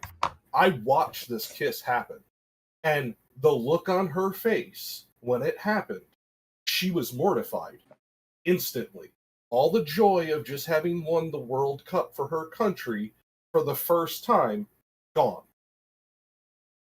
There was no time for her to consent. The idea that she consented is fucking insane. Sorry, no, I meant to mention that, but but like I actually got to see this live. I was not surprised when I saw you pick this story, funnily enough, because I was like, oh yeah, this is definitely going to be hitting somewhere very soon. Because like she went from complete and utter joy, damn near tears running down her face at the victory that her team had just achieved, to looking like she had just watched somebody get hit by a bus walking away from the area in a dissociative state. I'm sorry. Anybody who saw that kiss and considered it consensual is out of their fucking mind and doesn't know body language. And I'll close my opener there. Open it up to the panel on that. Can I mention just something about the cultural thing? Because you also have like people that come from like Russia or from some like other places that have like very conservative, very sort of what internationally would, at least in OECD countries, be considered sort of like backwards, like cultural practices that you wouldn't want to drag into the international competitions, even if those would be considered acceptable behaviors like in their country, right? So I think the fact that this is international like adds another layer of expectation. I do want to bring up. Do you guys remember? I think it was like one of these really big football players got into a lot of heat because he used to kiss his kids on the mouth. I think he still does kiss his kids on. Tom Brady, right? Yeah, there's a few of them. What do you guys think about that? Different cultures. What do you guys think about that? Not as bad as Alicia Silverstone, but pretty bad still. For me, it's just differences, old school thing. Like I saw families when I was a kid that did that. It just seems to be trending out as a tradition, as opposed to like. So long as he's not kissing somebody else's kids like that. That's it. Yeah, I think I just see it dying out. Go on, Sam. So to talk about this specific case again, I think like if you look at all the facts, it's like very hard to say that this wasn't like inappropriate, and like he should be charged or whatever. And whatever the Spanish authorities decide to do, there's still an investigation going on with the Spanish soccer federation or the football federation. There is still investigating him. Whether or not the Spanish authorities are going to get involved, that's not beyond whatever I read. But again, I think an important part about this is that one of the things is that she was able to use a athletic union to represent her and fight for her to get heard. I think that's like an important aspect of this, is that like in this case, that like something that is important in athletics to be where you need somebody to sponsor you and advocate for you. And I think like the athletic union here did a really, really good job of doing so and bringing it to the proper authorities. And I think I wish it could have gotten handled faster, but at the speed at which it's being handled is still like pretty respectable. So I had it argued to me before that in Spain, it's still a very masculine culture. And when a person expresses themselves in this sort of way, it's culturally somewhat acceptable. I want to say that at the time we're in now, where we're starting to understand consent better, maybe this part of that culture is no longer as acceptable as the previous generations think it was. And I mean, bullfighting was acceptable in Spain too, right? And young people are slowly making changes in that regard too. Like the culture for bullfighting is like shifting. And if we can do it for animals, then surely we can do it for like 50% of the population. So that's essentially what I was getting to. So, like, wondering if American culture and other things that have happened in the media are what is propelling this particular situation to the level that it's at. Oh, it's really simple. Like sports culture, especially among particular sports, although most sports, in all honesty, is a male-dominated space, right? And it's a male-dominated space in which men get to behave like the absolute fucking scumfucks that they tend to be, with very little consequences. And so when one of them fucking does it to a woman in a woman's sport, it becomes a huge issue because people actually push back on it because they're not used to seeing it like being done to women on such a public stage, not nowadays anyway, right? But yeah, essentially is that men are fucked. Men are totally fucked. They need to learn about consent. They need to stop fucking sexually assaulting people and shit. They need to stop committing sexual violence against other people and so on. And I'm not 100% sure they're particularly capable of fucking doing it. Perhaps men just shouldn't be in charge of women's sports teams, frankly. That's very sketch. It's a little weird to say. I mean, that's fine, but again, he wasn't technically in charge. He's like way removed from the sports team itself. That's why it's like even weirder that he was like. Yeah, he's in charge of the football federation, like in total of Spain. Like it's not. Yeah. It's not the team at all. To lead to your question that you asked just like about 3 minutes ago or so or whatever about whether or not American culture is influencing this, 100%. I mean, I don't think anybody could actually disagree with that. We still dominate the world when it comes to movies, music, our politics. Everybody in the world pays attention to our presidential elections. You can say what you want about America and its influence in the world, but it's still very important. So everything that we do, people tend to pay attention to. That's waning to a little bit, but still, largely speaking, we still dominate pretty much everywhere, right? And so if something becomes part of the American cultural zeitgeist, it does get exported to other parts of the world. That was clearly seen with Black Lives Matter. That was clearly seen with Me Too. That is clearly seen with how America goes a little bit more right wing, and everybody kind of just emulates what America does when it comes to right wing politics, and that gets rolled into it as well. So I think that you're right. I don't know if that's true. I'm sorry. When did Trump get voted in? Yeah, I think that's. When did Brexit vote happen? I'm just. Brexit. That was 20. Was it 2016 again too? Right? It was both the same 2016. year. It was the same year. Yeah. Yeah, but it was around the same time. The 2016 elections for the United States come right at the end of the year, right? Yeah, but you can't. Before you. Yeah, but you can't say that what. But just because Brexit. I think it's kind of. Honestly, it's a bit of a meme, but I think it's kind of obviously American politics affects like a significant portion of the world, and people fucking talk about it elsewhere. But I think out of all the arenas that you can talk about, soccer is probably one of the places where America has some of the least influence because nobody gives a fuck about the Americans when it comes to soccer, right? Yeah, the Saudi Arabians have the most amount of influence there. But it still became a big story in America. Even though we don't give a shit about soccer, we do apparently give a shit about sexual assault. And it kind of blew up here on that basis. And our standards for sexual assault are different than in Spain. So I can see why there's I think, hold on. Because the claim that sort of America is a cultural leader in these things, I can see where that claim is coming from Americans, but Yeah, Europe is really different. The places that you're going to have the most influence, I suppose, like there's the old saying, anything that happens in America happens 5 years later in Britain, for example. That's not entirely true. But like, yeah, America leads in a lot of cultural trends. What we're seeing in like places like Spain and like its wider political climate is a change that's been occurring not because of America, but because the continent's been changing for quite a while.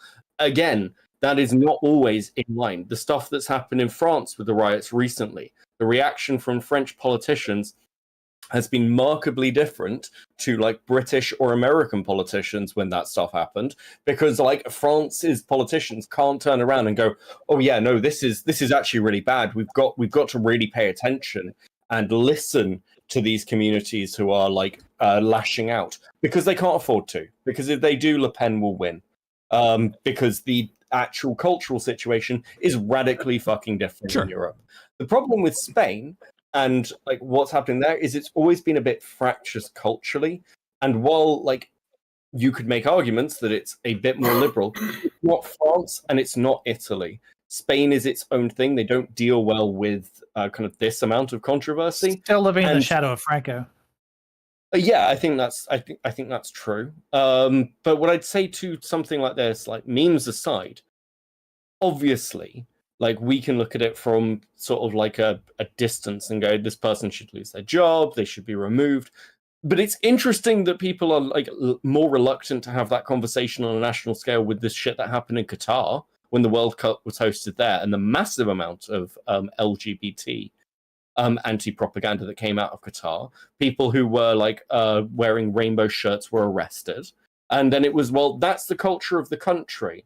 Now, if Spain wants to deal with it, that's like, again, that's kind of like where we're pinning things. Women's soccer in America has been in a weird political position ever since the last World Cup, because a lot of that got tied in with Trump's presidency and the way the American media wanted to read it. Women's soccer, to be clear, is much more politicized than basically any other form of sport in the US. It is a faction unique to the US, and some of that's going to have bleed through because Spain cares about these things being hosted in their country because it's a lot of fucking money. Yeah. But ultimately, like, if you want the question of should these people be like removed, well, if we're talking about removing all those people, that's a wider conversation that I'd probably agree with. But I'd say that this is a focus that is entirely Americanized because for some reason you guys have politicized women's football. I don't think that's wrong, but it is through that particular lens. And it didn't happen in male football. No, you're right, Becca, but hold on. Here's my question, though. Even though we are focusing through this lens, is this not still focused in on an actual problem that it's highlighted? Listen, the thing is, no one fucking cares. The thing is, other than this, no one cares about women's soccer. No one gives a shit, Jack. No one cares. There is basically no fucking money in it. The negotiations that happened ages ago, this came to light with like the pay negotiations, where the American women's soccer team was like, "We're not getting paid enough," and actually, when they went to the male scaling, they'd get paid less. Because there's no money or sponsorship. No one gives a shit. I know it is massively sexist and unappealing to say things like, oh, well, if women wanted more attention on women's football, they should wear tie shorts. But there's a reason that in the Olympics, one of the most watched sports is female volleyball. You just can't fight some of these wait, not just female volleyball, female beach volleyball. So Sam wanted to say something. That actually might be the root of the fucking problem, mightn't it? Well, yeah, I'm not saying it's not. I'm not saying it's not, but I am saying that these are the realities you're dealing with when you're looking at sports. And sports has shown itself to be really difficult to like manipulate. You know what massively increased the popularity of women's sport and reduced the amount of sexual assault in sport? Banning men's sport, Beckett. Okay. That'd be the only fucking sport that people could watch, and there'd be no men around fucking sexually assaulting everybody who's fucking next to them. That's all men do. I think that if you banned men's sport, they would not watch women's sport. Oh, okay, let's you're talking shit. There are several things that I wanted to it would increase the popularity of women's sport. Yes or no, Beckett? Yes, but at the same time, Well, not to okay, the so levels shut of up. what I women's win. sport. Okay, No, no, no, fuck Okay, you. so there are some things that Beckett No. You can't listen. Don't you fucking dare technicality me in this fucking debate. Listen. Go clean yourself for a fucking second and don't technicality me. Okay, listen. Testosterone in sports, right? If you take CRT, then you can continue to compete, but otherwise. Okay, so What's there's a few things that I think Beckett brought up that are good to like have a conversation about. So again, women's soccer specifically, FIFA has been trying to push the prevalence of women's soccer internationally. And again, I agree with him that it's very hard to push popularity even inauthentically. I mean, you can look at this, just the number of countries that are participate, the number of nations that participate in the World Cup in men's and women's soccer. Like the number of countries that participate is just drastically different. There's that. There's conversations about the pay scale with the Americans, right, and why it's in the zeitgeist. But again, FIFA is also pushing it not just here, but in other countries. And I agree, as somebody who comes from a non-American family, Brazilian family, like the caring of like soccer for my family is way more on the men's. And when I brought up the fact that the Women's World Cup, Brazil was participating, my Brazilian family was like, I don't give a shit. When the finals come on, I'll watch it no matter who it is, but I don't give a shit about the Brazilian team getting anywhere. But we will cry the second if Brazil doesn't make it out of groups. Every single one of my family members is crying. They're watching them get knocked out. So, soccer specifically is also a really good way to look at this as a sports issue because it is the most popular sport worldwide, right? And I think that the issues that have been there and the steps taking place internationally to address some of these issues, that Vivian brought up the football ultras in the UK and Ireland, and especially, and like we could look at the policies that the EPL and other organizations have put into place to try and combat ultras.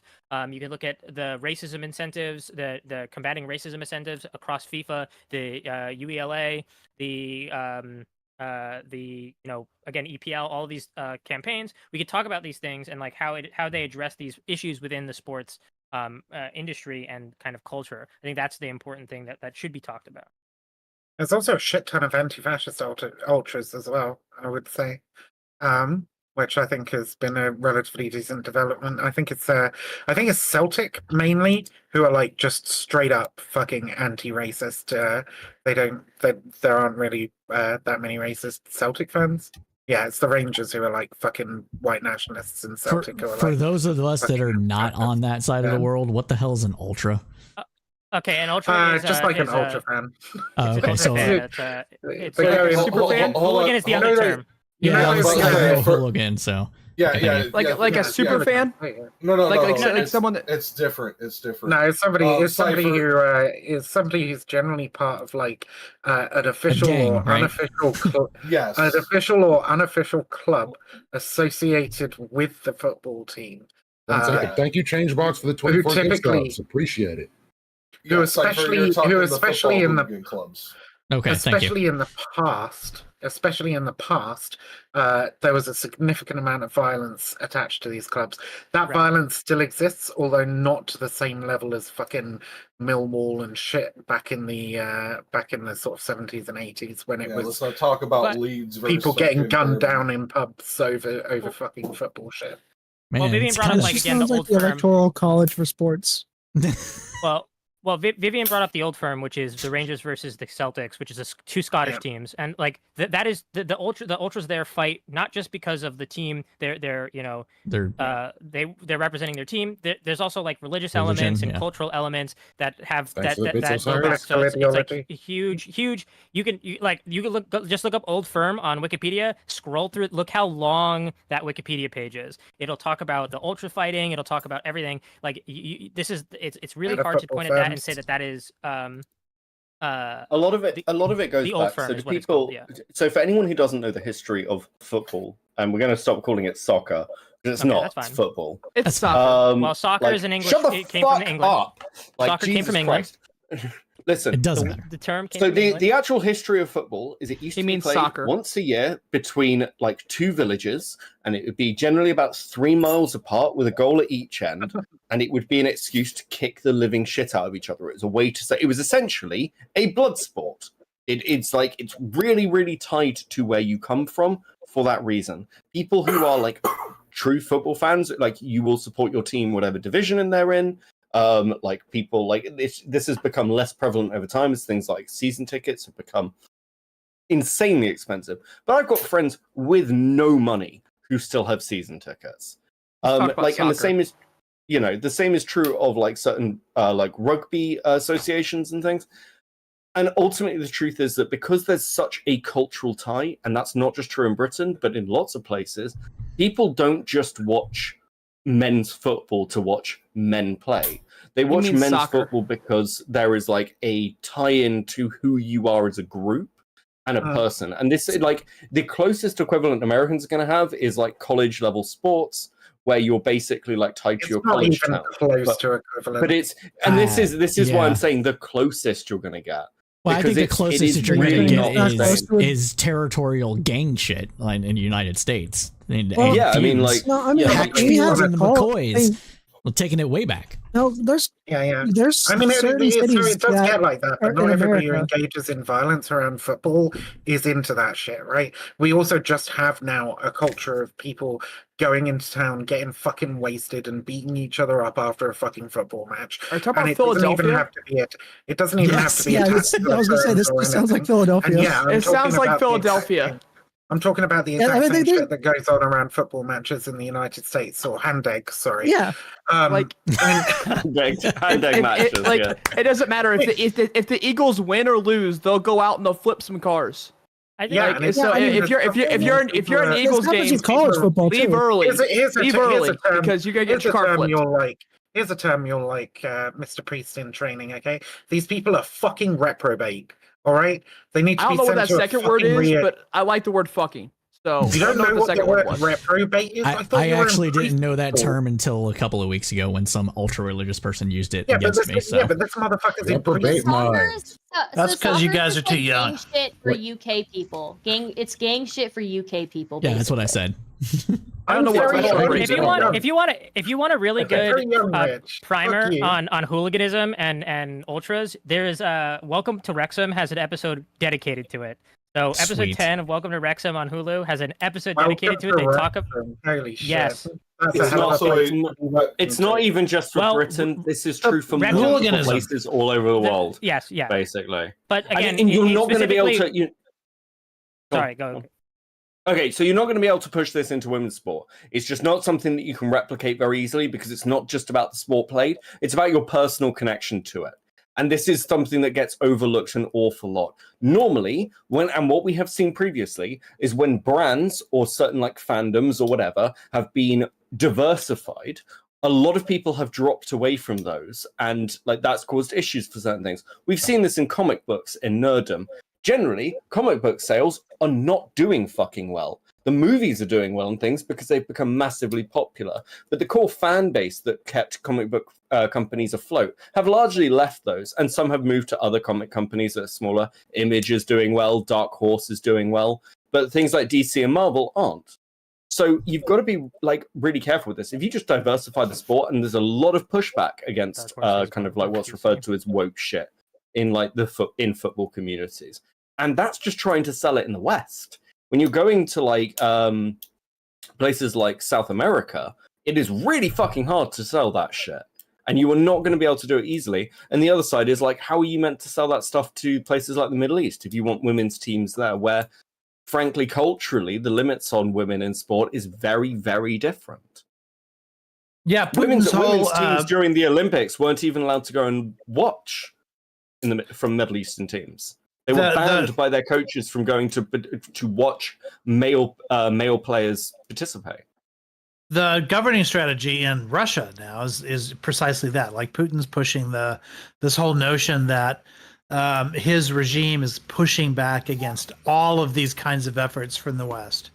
And he's sort of latched onto the word woke, of course. And Tucker Carlson just interviewed the president of Hungary again yesterday on his show, and that's all they talk about. That's all those countries are talking about right now, is pushing against this. I'm sure if you were to turn on Russian television today, you would see probably a strong defense of the KISS. I'm sure of it. Yeah, and Hungary. These are all places pushing back on it. Romania. I mean, they're basically red pill, right? Yeah, they're like, this is, and it's causing major issues in the EU politically. Yeah. It's very disparate. You're seeing a pushback again in France. France has a massive pushback because they're worried about the growth. I just don't understand.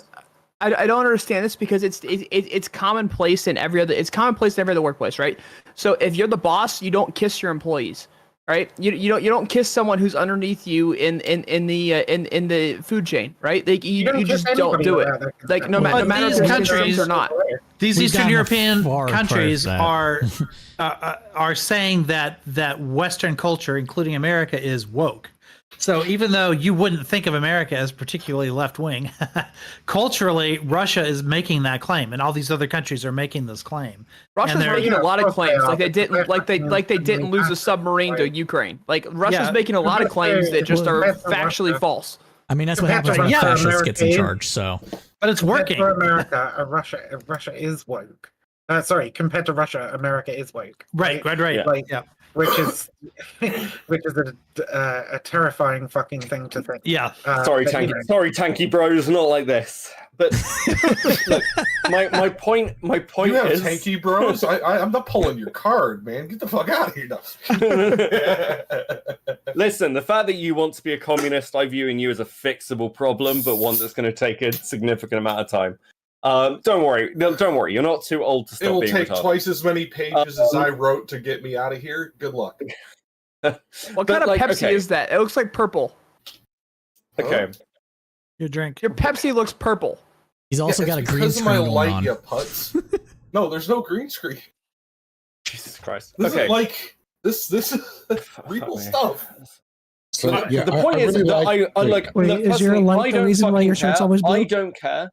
I don't care whether he gets fired. I mean, again, I think people who are sexist and misogynistic and do shit like this obviously shouldn't be in a workplace. But that's not really what we're talking about, is it? We're not talking about one individual doing something. We're talking about the impacts and views of like how women are viewed in sports. And the truth is that very few people cared. If this hadn't happened, how many people on this panel would really give a shit about the Women's World Cup? I don't. I didn't even know that Britain hadn't won it. I don't fucking care. Just because the British lost. Just because the British lost. They're the better team out of your two national teams right now. The women's team won the Euros. The other big story. The men's team lost to Italy. Here's the thing. I think that Beckett has a point. Sure, that nobody cares about the sports at the end of it. But for I think for women, for a lot of women, women just care on the principle, right? Like, yeah, you know what? Who cares if we really give a shit about the sport? Like even on the smallest scale, we don't want other women to be dealing with that. I slightly disagree that women care on the principle, because if women cared, then they would buy jerseys of women's sports. They would buy tickets to women's sports. Conversation. That's not what they're talking about. That's not what they're talking about. We don't give a fuck but what I'm sports. saying is, what we're talking about, we don't give a fuck about sports. What we're talking about is her having to deal with that in the workplace. That's what we give a fuck about. I think this was an issue in sports. I think the majority of people disagree. I think the majority of people disagree with what happened. Like I don't think you're gonna find a lot of people fighting for this unless like they're fucking nuts, and then you can disregard their opinion anyways. That's what Rich was saying. Yeah, I know. There are parts of the world where they're defending this as like almost a defense of like tradition. Like the fact that you can't do this anymore is yet another way in which men can't be men. What are you mean? You can't just grab someone's woman's ass anymore. What are you talking about? Right. What are you talking about? I'm sure you'll hear this in the red pill spaces too, right now. So I know what you're saying. I know what you're saying, Rich, and I'm not necessarily going against it. What I'm saying is I think we're shadow boxing here. Raise your hand if you think this kiss is okay. Yo, of course we're shadow boxing. No, we're just talking about to move to the point that nobody like this is okay. So this I've already tried several times. Okay, I've already tried several times. It's a problem with sports culture. It's a problem with male culture. Right. It is a problem with men. That's also why I tried to move it to here's the thing. whether women's sports becomes popular or not, I couldn't give a shit, right? What I care about is this specific instance where this woman is in an uncomfortable work environment because nobody wants to be in that in that kind of environment. And so yeah, you can say like, oh, this is, you know, nobody really cares because, you know, nobody cares about the sports. No, people care about it. Nobody wants this to be the norm. Nobody wants that type of interaction to be the norm. I mean, again, I don't. What would you have liked to happen differently besides it being faster than what happened with FIFA coming in after the athletics union came in and said, hey, we have a statement from her directly saying that she didn't want this, and there was never, because he was the only one stating that she said yes, and then then FIFA came in and said, we're suspending him, he can't be there. That's what they said. And again, just a separate thing, FIFA is known to be a terrible organization. Like, right. even in football community, no one is defending FIFA. Extremely corrupt. That's what I mean. Again, well, I will say that they've been trying to fix the corruption, but that doesn't mean that they aren't still corrupt. Again, as somebody who's like follows this stuff, again, like the reason why the Qatar and Russia World Cup happened was 100% because of bribes and corruption, and it's been changing. And almost every single person who is involved in that decision-making process is no longer at FIFA. And Germany, remember how Germany stole it from South Africa just because they wanted it, and they bribed them, and yeah, it's terrible. Hey, here's the other. They do care. Just I wanted to say quick to Beckett. There is one other Women's World Cup story that made it big this year, and it was also political and bullshit, right? And it was when Megan Rapinoe like missed her shot, and the Republicans everywhere like took great Schadenfreude in it. Yeah, that made it a big story. But the problem is that, like, generally speaking, the appetite for women's football is entirely political within the US. The appetite for women's football in the rest of Europe is non-existent. No one gives a shit. Well, again, I think they're trying to push it. They're definitely trying to push it. Women's football in the UK has recently seen a bit of a boost due to the Lionesses winning the World Cup. They won the Euro. They didn't win the World Cup. It's a boost. It's not much though. Like, okay, I know you want to argue with me on technicalities, but you have to admit, even with that boost, very few people care, right? You're not like, when was the last time you were like in a group of friends or at the pub when everyone was like, have you seen the women's football? No one's doing that. It's not a thing. Here's the thing, though. Honestly, I think if people cared about women's sports, they would buy tickets, they would buy jerseys, they would purchase things that would help women's sports succeed. And you just don't see that. You don't see anyone buying like women's sports jerseys. You don't see anyone buying women's sports tickets en masse. You might actually, more often than not, I see them given away. We did during the World Cup. In Indiana, we have a female basketball team called the Indiana Fever, and anytime I see tickets for those, they're given away. They're free. So like. There's a huge issue with people deciding they want to pay to go see these sports, and it's because people truly don't care about these sports because they'd rather see the sports that are already mainstream, such as the male version of this sport. I have a question. Why do we give a fuck whether people care about women's sports? Yeah, I was actually going to be my point, because I don't give a fuck. I have never claimed to give a fuck about women's sports. What I do give a fuck about is like principles in the workplace, right? Now we're back to shadowboxing. No, we're not. This is because when Beckett made that point, I wanted to fight. We want to influence, even though not everybody agrees with us. Everybody on this panel may agree with us, but I guarantee there are plenty of people in at least even the United States that don't agree with what I'm saying, right? So yes, we care. We don't give a fuck about the sport. I'm not going to watch women's sports. I'm not going to watch men's sports. I don't give a fuck about sports, right? But what I do care about is just this attitude and what conversations we can have to change it. Okay, I guess my issue is that we can sit here and lecture people that aren't here. I'm fine with that. We can sit here and do that all day. We can all take turns. However, this is a panel which is usually used to debate the people that are on the panel. And typically when you're debating someone who's not on the panel, it's called shadowboxing, which is why I considered it shadowboxing. I am debating you on why, like on whether or not it's shadowboxing. No, I'm not whether or debating not you why on Why does this weight. have to be a It's debate about the panel? We can sport. have a discussion. I don't get it. Well, Bro, let's start us finish. I don't care about women's sports. I don't care about men's sports. What I'm debating you about is the significance of this specific event and why people are talking about it. Right? You may not think it. You may not think. Wait. You may not think that there's a whole lot of significance to this. Women aren't really putting their money where their mouth is because they're not even watching women's sports. That's not the point. Women don't care about this because of women's sports. There's significance to this, as such, but someone should not be sexually assaulted on live TV. But what I'm saying is, raise your hand. Raise your hand if you disagree. Yeah, not on live TV. I'm saying on live TV. On live TV is it? I understand that. I understand that. If you let me finish my statement, I understand that. I understand that. I understand that. Please. Does anyone on this panel think that sexual assault was okay in any way, shape, or form? Raise your fucking hand.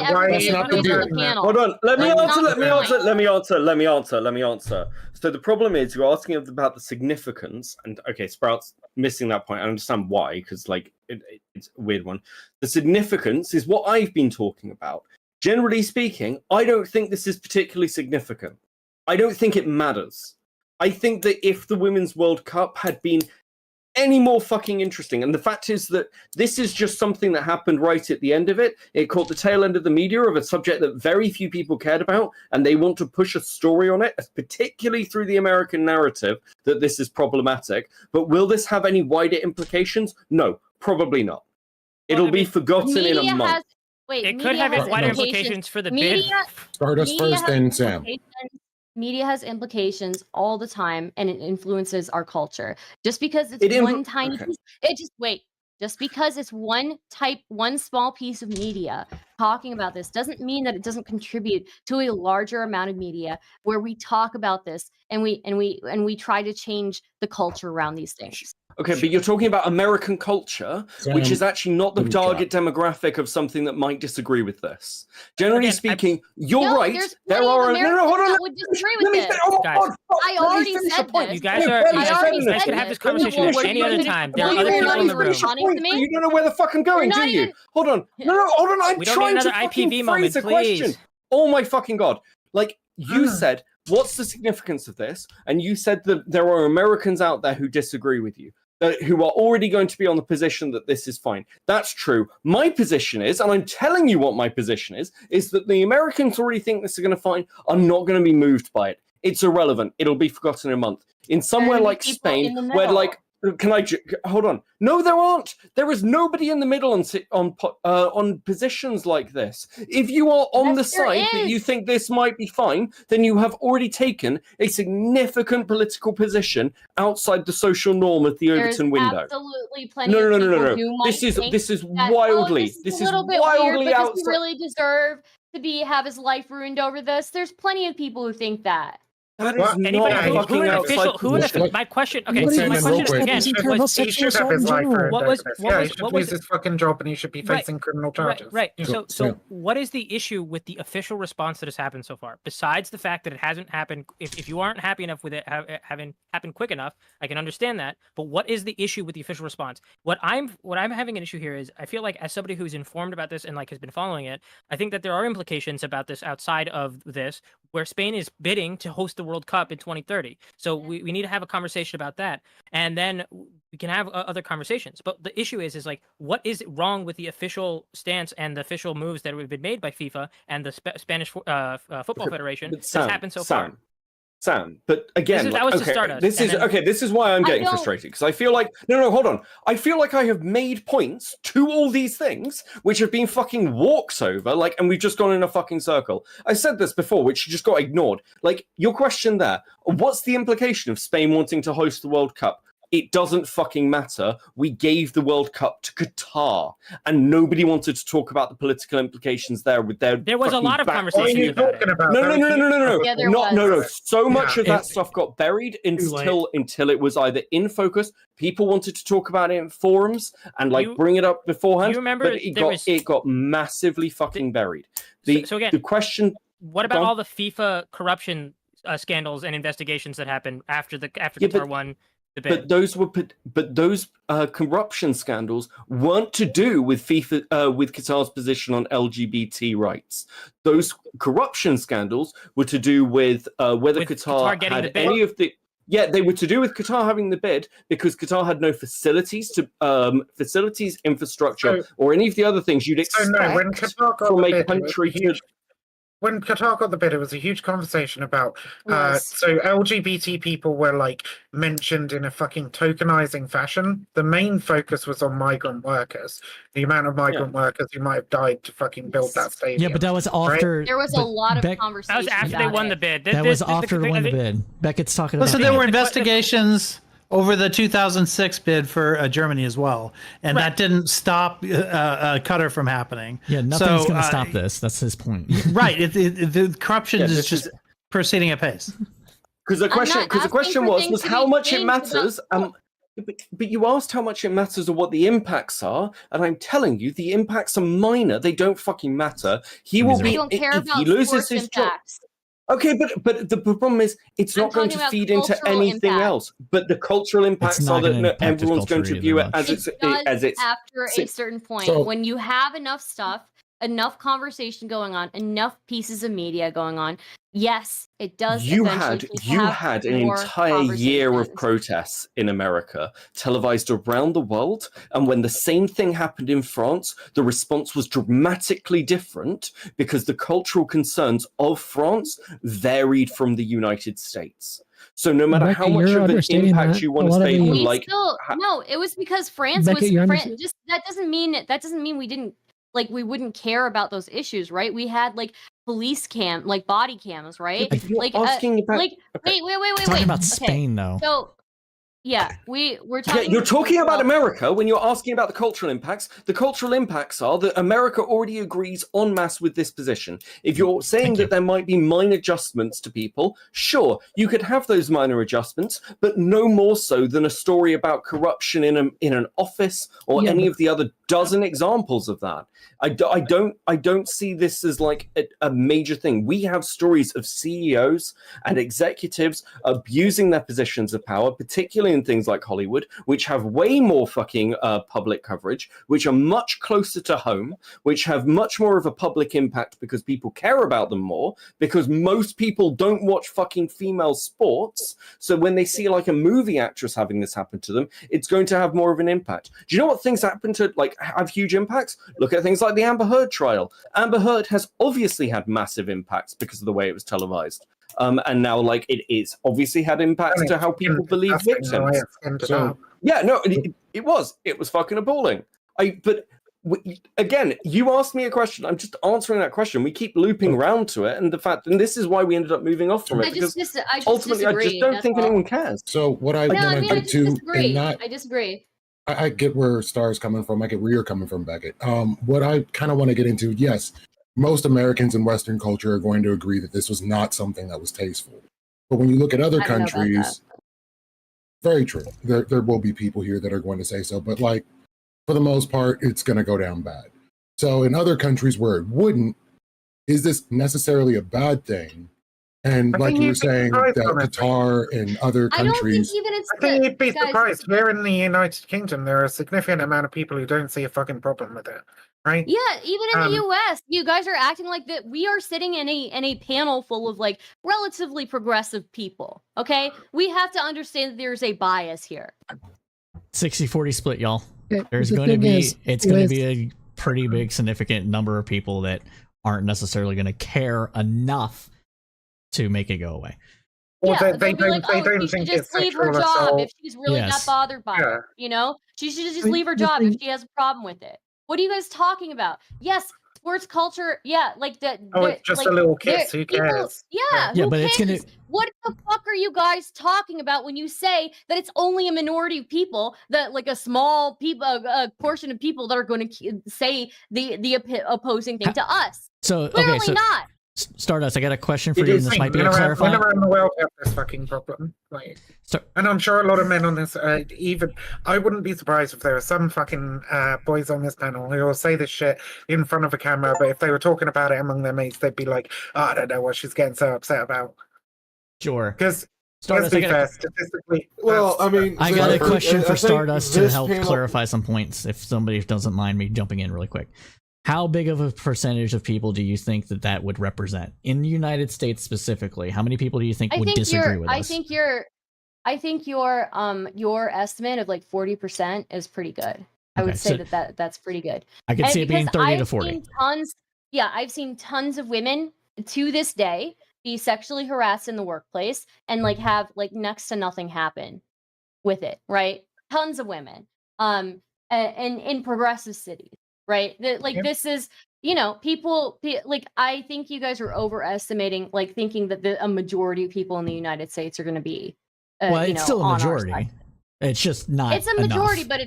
but it's not enough. Yeah, it's still almost. Well, and like the flip half. side of that is like most people are going to have an extremely misguided understanding of who is going to be on what side. Yep. I was listening to somebody who is a fairly progressive, I would say highly left-leaning comic podcast earlier. She made a joke about this, and she's like, compared to what female comics have to go through, that kiss was nothing. She should be thankful. Ooh. Was the nature of the joke. And I'm just sitting there going, you are a person who has literally fought for Me Too victims. To say what you just said is actually proving Stardust's point. This is a person in America who is on the left who is saying this. But this was the question of what the impact is, and the impact is low because what we're seeing is, generally speaking, when we see and you can track some of this stuff with Me Too. Things like, for instance, like cases of sexual harassment cases in offices, and like the push of workplace culture through HR departments have been really successful. But generally speaking, when we see large Me Too cases in the media, there are such conflicting narratives, and also because like the pay is a really interesting one for this. Like there was a lot of conversation about women's pay and the pay gap back in like 2014 to 2017. And then a load of stats came out that basically said that generally these things balance out at different levels. It's actually to do with like pregnancy, maternity, and everything else. But one of the things that really screws the figures on this is media. It still does. It's because like essentially you're paid what you're seen to be worth. Men get paid more in media than women do. None of this translates to normal people. And so until you get high profile cases that translate to normal people, where you can highlight people and go, I'm in an office and I earn less than my coworker, or I'm in my day-to-day environment and I'm getting sexually harassed. Those things have much more impact than this, because this is a flash in the pan political story that will be picked up as a narrative point by CNN on one side and Fox News on the media, and nothing moves or changes. Because those positions that you're expressing of, well, that's just how things are, she shouldn't complain, are not things that the media with a story like this is going to allow anybody to like truly dissect, because there's not enough contention. You're just, again, fed a narrative about a subject very few people care about. I believe I believe a conversation happening about this subject is movement. You know what? Fuck it. The kiss was fine. I don't see any issue with it. God damn it, the kiss was fine. She obviously, according to his words, she obviously said yes. He should have felt no remorse for kissing someone who said yes to him, and I don't see why she should have felt remorse for kissing someone who said yes to him. If someone says yes when I ask for a kiss, I feel like I can kiss them without getting in trouble for it. Sprout, you don't have to make this into a debate about this specific subject. Not every panel has to be a debate. Some of them can just be discussions. You don't have to take a position you don't actually agree with. No. If he wants a debate, I'll take it back to the first topic. I wanted to light his ass up for that shit too earlier, but I wasn't here for it yet. I wanted to. What I also want it's just to by say, his remorse. You didn't like it. I mean, Sprout's just stuck on this idea that we're all trying to fucking argue that, like, we'll stop cutting off the banana. The banana was in mid-sentence. I do think a conversation happening on a topic is movement on that topic, whether people's minds are changed or not. The conversation happening is still significant. Secondly, there is still plenty of like sexual harassment that happens that, people just kind of deal with, right? Thirdly, what I will say about like, the pay gap or whatever, right? Just because, things like maternity leave and things like, how much time a woman takes off, play into this and feed into it doesn't mean that it's necessarily right. A lot of the times you'll see with couples who are married, women will often take off more time for domestic duties than their male counterparts because they're seen as the one who does the stuff around the house, and then they'll take a pay cut, and then because of the pay cut, the eventual pay cut, oh, my husband makes more money at his job than I do, I may as well take time off anyways, and it feeds into itself. So it doesn't mean there aren't like specific cultural things that we can like address with this, or we can have a conversation about. Sure, we can have a conversation about it. Okay. But like hold on, Sprout. Vigilante was next.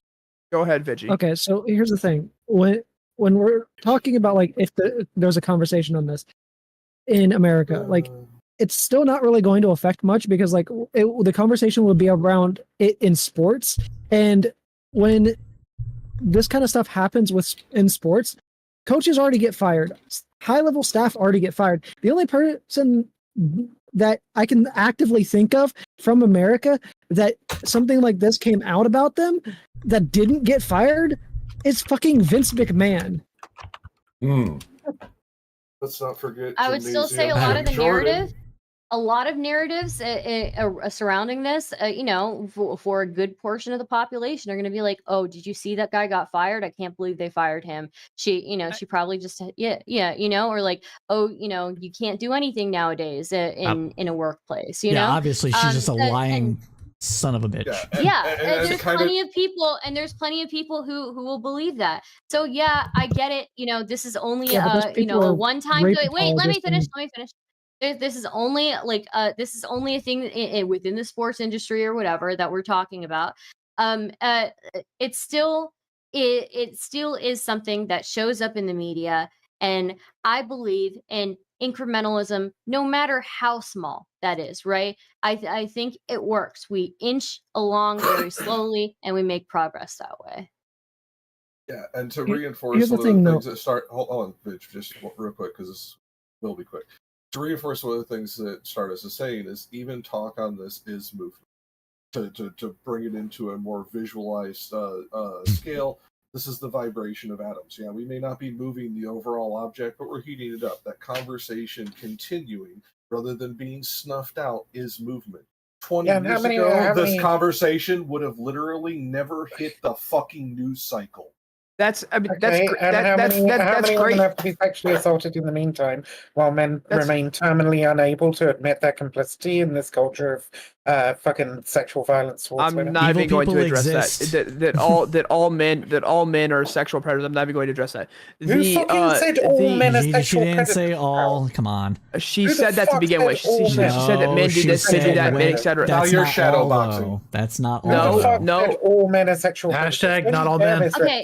I can't explain. Okay. Did you say men do this, men do that at the very beginning of your statement? At the very beginning of the topic, did you say?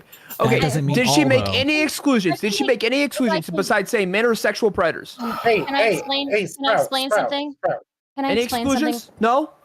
Viv, let me try to say this in a way. Okay, I think Viv can be very inflammatory sometimes. So let me say it this way. Obviously, it's a minority of men who engage in sexual harassment. But even of the minority of men who engage in sexual harassment, I'm even willing to give people a pass and say, a lot of these are awkward situations where men are still learning the rules of dating, and the rules of dating are changing, and interaction is changing. And I'm willing to say, a lot of these men who even get engaged in these things probably don't mean to do these things, right?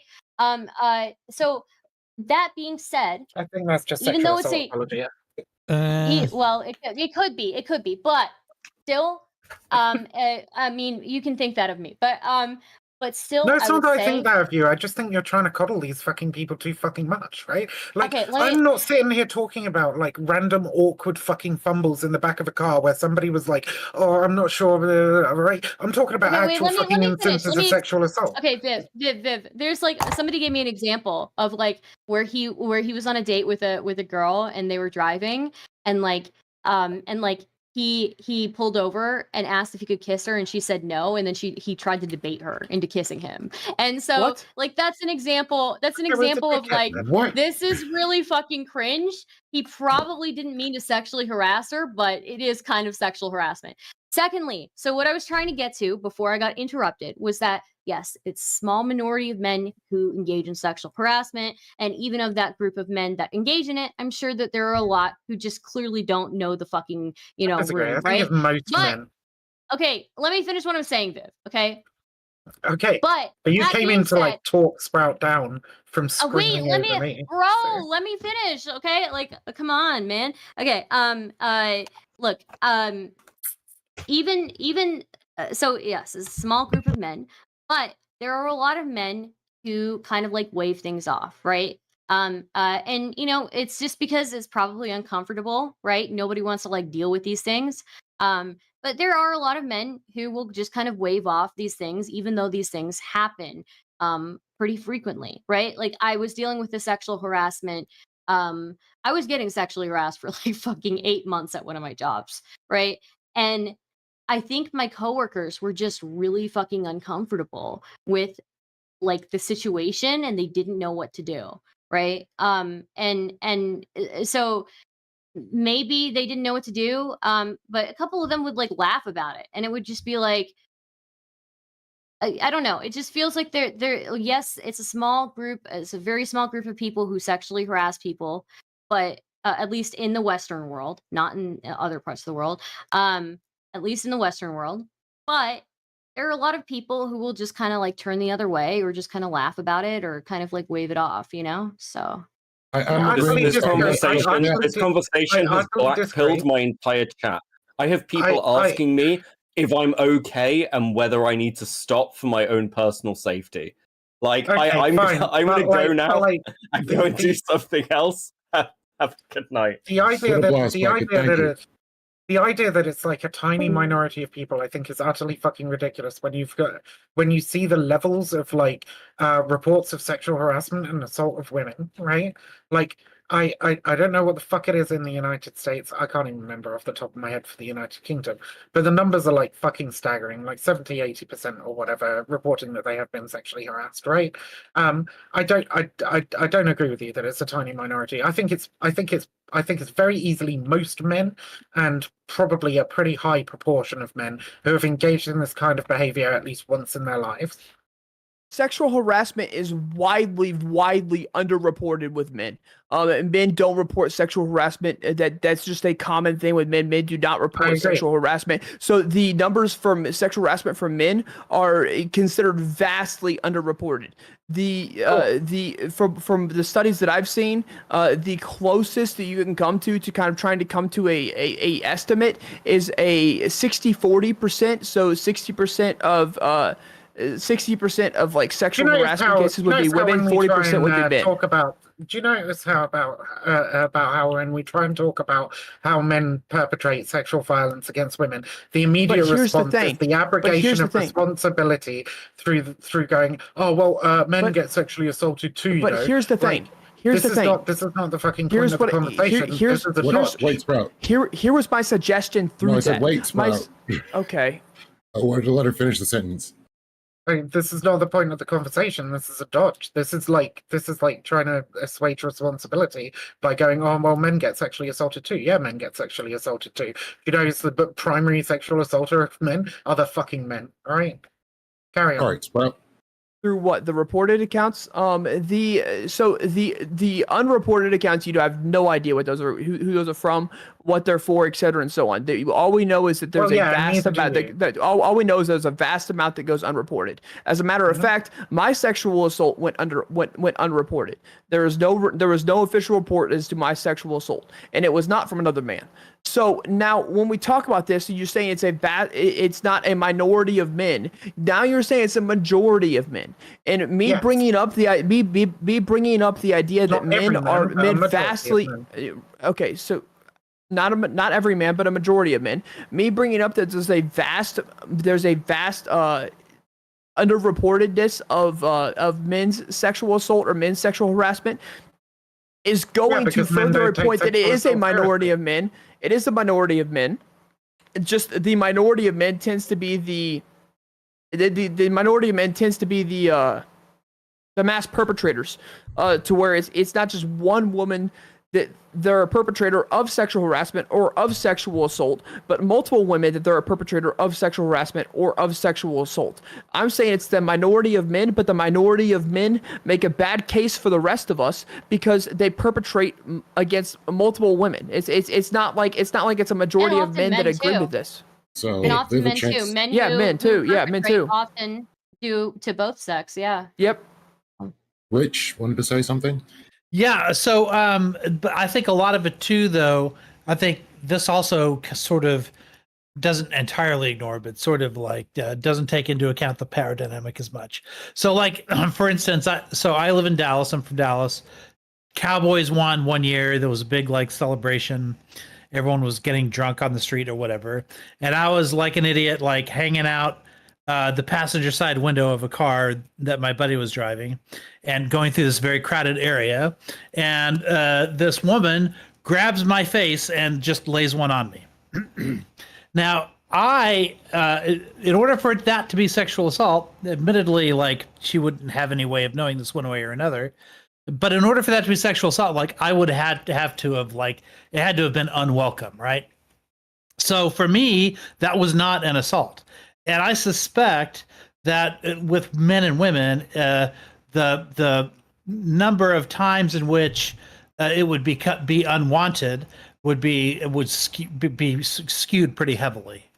That I would argue that because of the sheer number of, like, if you were to reverse that, the sheer number of men who would want to do that versus the sheer number of women who would want that to happen to them, the numbers are so differentiated that I think you have to also take into account not just that a certain activity is happening, right, but that it has to be unwelcome. And I think the numbers are going to be pretty. Well, I think part of that comes down to something else in the culture as well, which is, and again, I do think it's kind of telling that we're just talking about like sexual assaults towards men is like the first thing that we end up talking about whenever sexual assault towards women is brought up.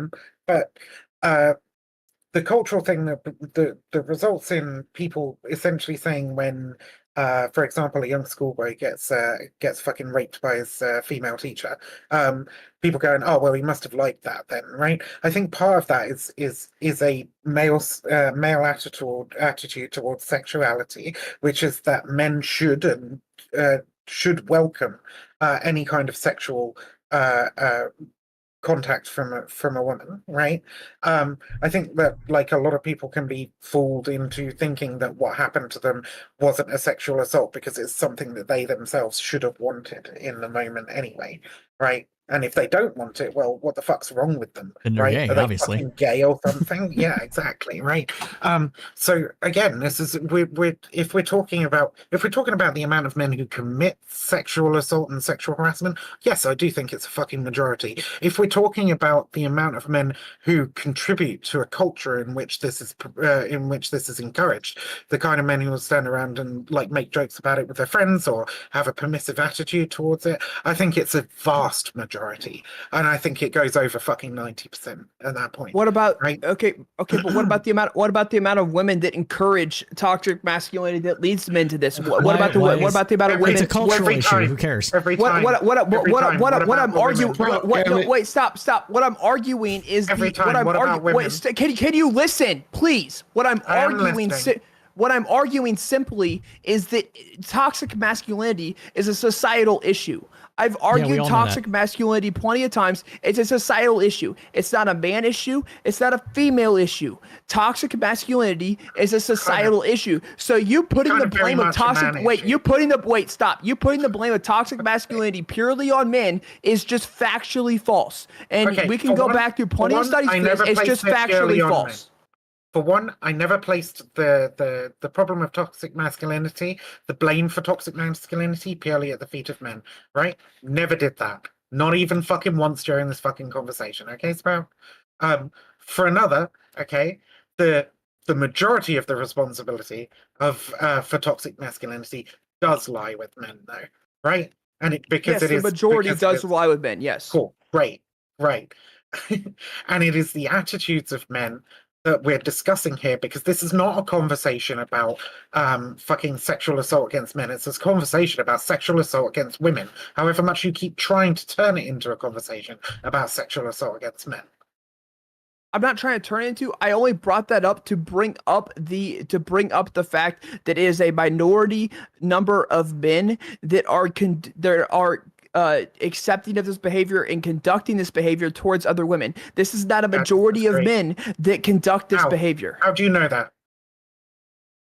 Through studies. I can find you plenty of studies to say it's not 50% of men. Okay, cool. Yeah, but she's also including sexual harassment in this. Yeah, as well, I know. She's also including sexual harassment, as well as everything else that goes into this. So, just like you said earlier about sexual assaults against men being underreported, sexual harassment against women is vastly fucking underreported as well.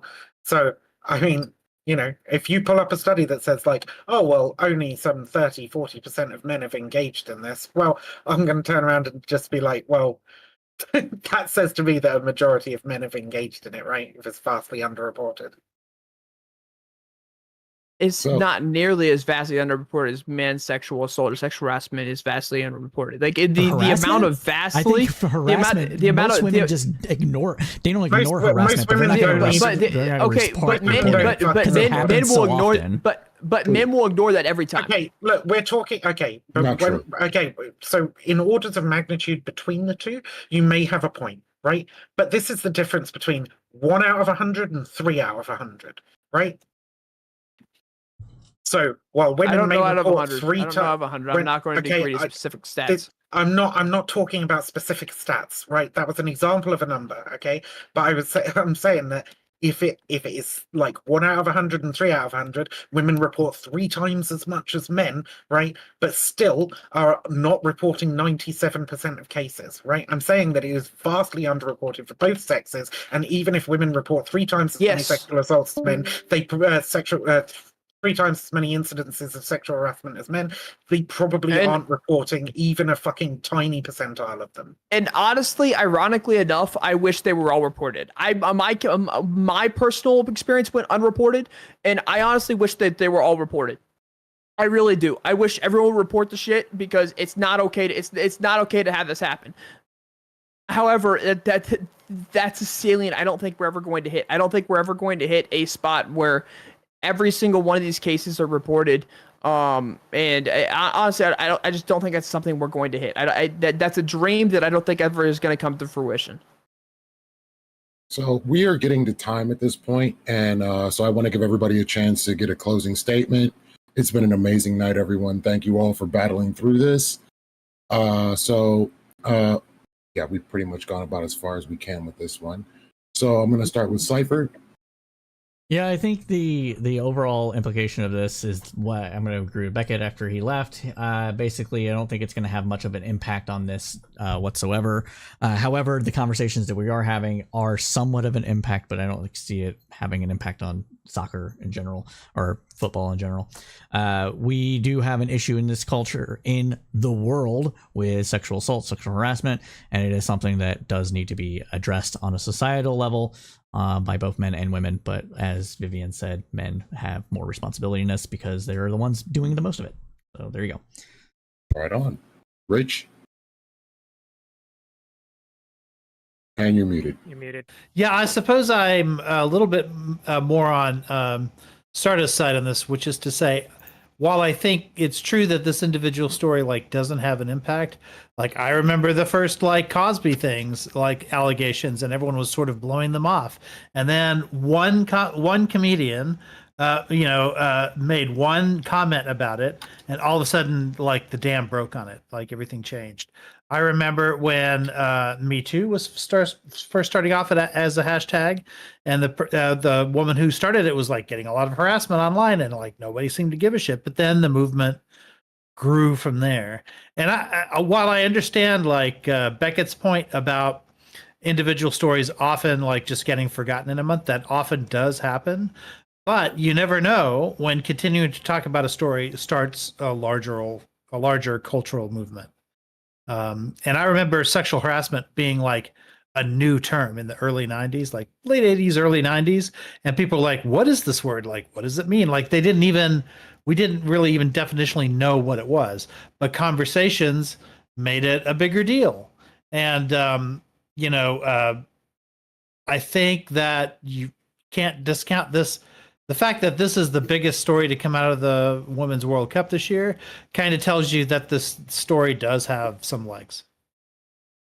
Excellent. Jack? Okay, so yeah, this is actually one of the things that Stardust was saying very, very concisely, as well as very passionately, that just kind of got skipped over. This is movement. This is actually drastic movement. Conversations do change the cultural zeitgeist, because quite literally, 20 years ago, 9 people, or a vast majority of the 9 people in here, probably would not have been having this conversation, not because we would not have agreed with the points, but because it never would have crossed our radar, because it would have been a 20-minute footnote on a nightly news cycle and then never talked about again. We have to look at this from a macro perspective, because when you look at it from the micro perspective, it does look hopeless. It does look like there's absolutely zero movement. But from the macro perspective, we see there is movement. Slight movement, and not fast enough movement, but movement nonetheless. And the fact that we can see that shows that we are at least using some of the correct tools to make these movements continue, and we need to examine that to make those movements quicker. Excellent. Sam?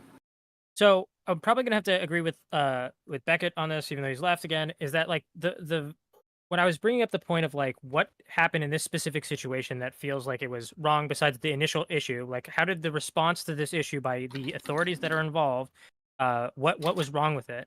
And like then we just talk about the greater cultural movement about whether or not individual people are going to say she deserved it or whatever. I feel like that conversation is so detached from this individual moment that like we don't even need to have the conversation about the moment. We could have this conversation about anything else. I think it becomes vacuous very, very quickly, and like we lose in it, which is like why I wanted to try to center the conversation around the sports culture and kind of like these movements in FIFA. That's why I brought up how blatantly like the FIFA president, who stayed there for a lot longer, made the comment back in 2004 versus how the FIFA responded today with the actions in this one. We can talk about these different things, and we can have these conversations about how did FIFA as an organization get from the place where the president of FIFA said that women should wear tighter shorts, to FIFA saying we are suspending you until the Spanish Football Federation has to finish their investigation. How did, from 2004, in 19 years, how did they go from this to that?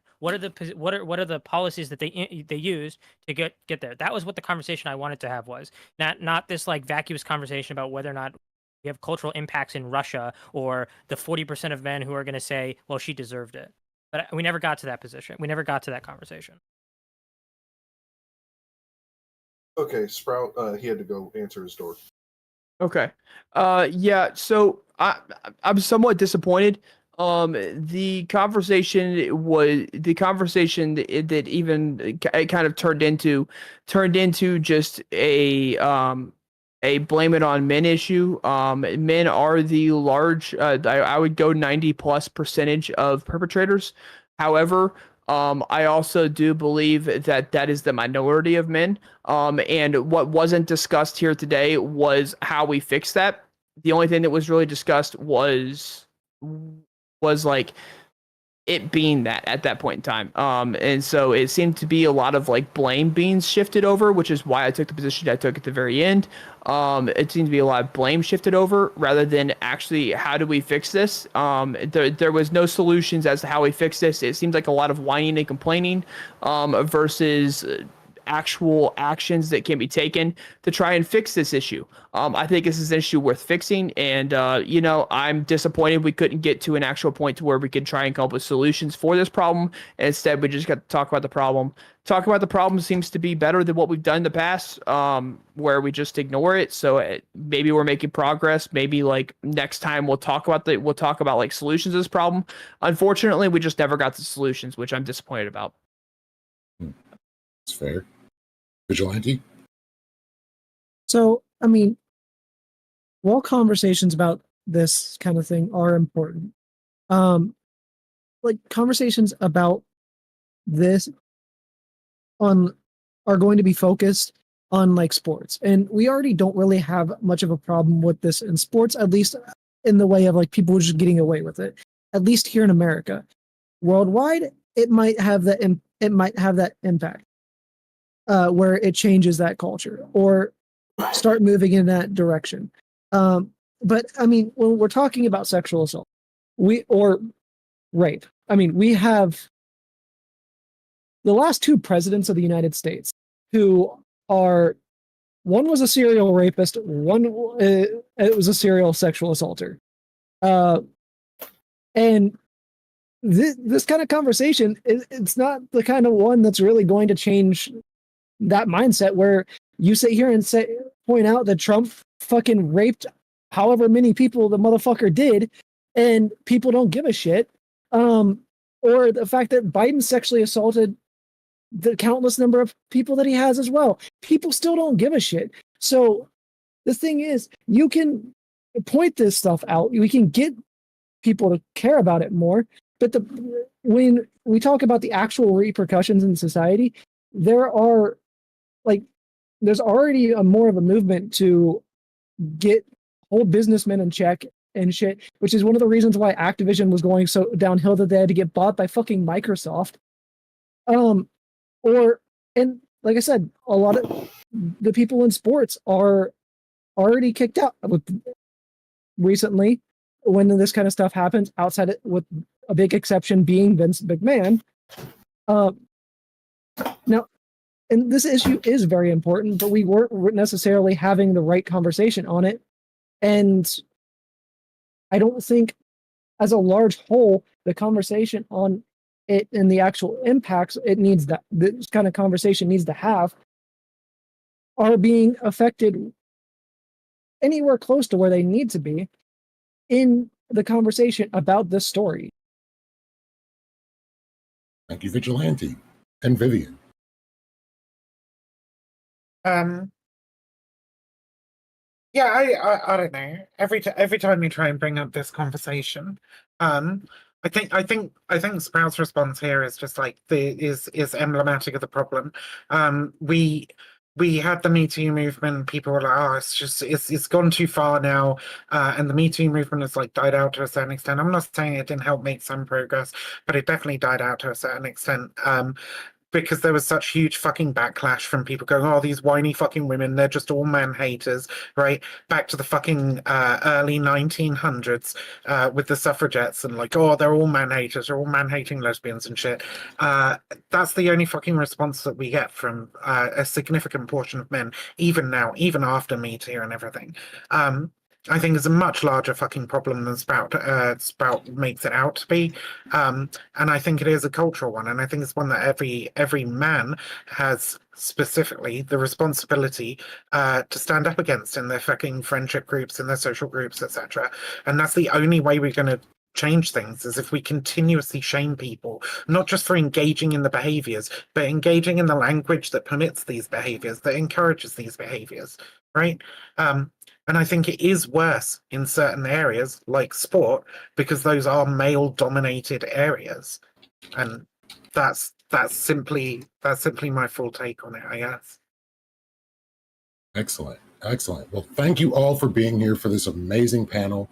Thank you all the viewers out there for watching this, and whether it was painful or whether it was progressive, I hope you enjoyed it. I feel like we definitely hit on some of the subjects that we wanted to. I think we were able to show that this is something that needs to be talked about, and this is a springboard to begin talking about it. I think we actually got somewhere to a degree. There's always going to be contention when it comes down to topics like this. So I'm going to go ahead and open it up. Anybody that needs to dip and give themselves an outro, go ahead and do so. I appreciate all of you for your participation and every point that's been made. So nobody's leaving? All right, cool. If no one's dipping, like, I'm going to move this to open so Sprout, anybody can jump in that wants to. Turn on. No, I'm turning on real mode. I'm turning on real mode. I really want to get to solutions. I really want to get to solutions to this problem, because I feel like if we don't get to solutions, it just feels like a lot of blame. Well, it's really if we don't talk about solutions, this long. Well, I mean, at a certain point, we have to have some kind of solution, right? If we don't have any solutions, then we're just going to talk about it and talk about it and talk about it. Did we not talk now, about however, yeah. to her credit, Viv did bring up a solution in her closing statement. She brought up that men get shamed and left out of the friend groups of men that are morally standing men. However, me as a man, I don't keep friends like that. If my friends are going to openly sexually harass women or openly sexually assault women, I don't keep friends like that. So either one, my friends are doing sexually harassing and sexually assaulting women in secret, or two, the men that are sexually harassing and sexually assaulting women are in a friend group that are of their own. I mean, so I don't know which one that might be, but being permissive of the kind of language that encourages it, right? And that's not. What do you just mean by that? Can you further explain that? I was about to, yeah. So okay. That's not just like, haha, wouldn't it be great if I raped this chick, right? Like, it's not fucking stuff that's as explicit as that. It's the way men talk about women. It's the way that men talk about women as possessions, or the way they talk about women as being frigid or uptight if they won't fucking sleep with them, or the way men talk about women when they're out and about and they're talking and they see somebody they think is attractive walking by. And they're like, man, that's a fine piece of ass or whatever, right? Like, all that sort of shit needs to be fucking called out because it's not fucking appropriate. These are human beings with their own fucking inner lives and shit, and they don't deserve to be objectified and treated in that fashion. Right. I disagree with that. I disagree with that, and I don't keep friends around that do that. So maybe it's just me. Maybe I'm the minority of men that doesn't keep friend groups like that. Hey, well, so you're a very good. Maybe I'm speaking from the minority of men, and maybe I'm just speaking from my experience and accidentally doing so as I wish that all men were like that. So maybe that's a me issue. We're in a fairly progressive bubble here on this fucking panel. Like, we already said that, right? And I would hope that the majority of people here would fucking, at the very least, call their friends out on that kind of shit.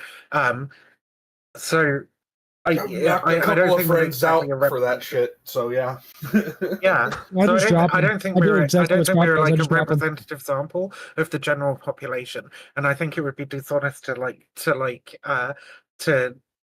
imply that we are, in fact, a representative sample of the general population. I'm a fucking weirdo tranny. Fucking Sprout's like a priest in fucking training. Okay, Jack's a fucking communist. Like, come on, we're all fucking 0.1% of the population here. Okay? Right. Well, right. I mean, and so we don't have we don't have the entirety of the population. Absent the Jesus here. We don't have the entirety of the population in here, and so that's a disappointing thing. But I don't know. Maybe you only have to look. So you only have to look at how people vote, right? Like, that's a really good fucking example. The amount of fucking people that decided that it was perfectly fine to vote for Trump after he said that you can do anything. You can grab him by the pussy. You can do anything, right? Everybody was just like, yeah, sure. Like, I'll vote for that guy. He seems like he represents me. He speaks a bit of truth, right? You know. Right. I mean, I heard a lot of people say that. I mean, I said that too. I didn't mean it. I was just kind of I was underneath a so you've been pretty different situation. That behavior in the past, even if you're not now, right? Yes, I basically said it was locker room talk. That locker room talk happens. Whatever. It's cool. So you're part of the majority of men. You're part of the majority of men that I'm talking about. The very high majority of men. I said, you know, it's a majority of men who engage in these behaviors, and it's probably over 90% that are permissive and promote that kind of culture. So you're part of that, right? Even on this very progressive panel. However, I no longer do that, right? I was defending a Republican because they had an R next to their name, and that's the way I saw it. So. It doesn't matter the reasons. I personally wouldn't. He's grown as a person. I understand he's grown as a person. I'm not saying he's that person anymore, right? And I understand just trying to bridge gaps. Wounded about that.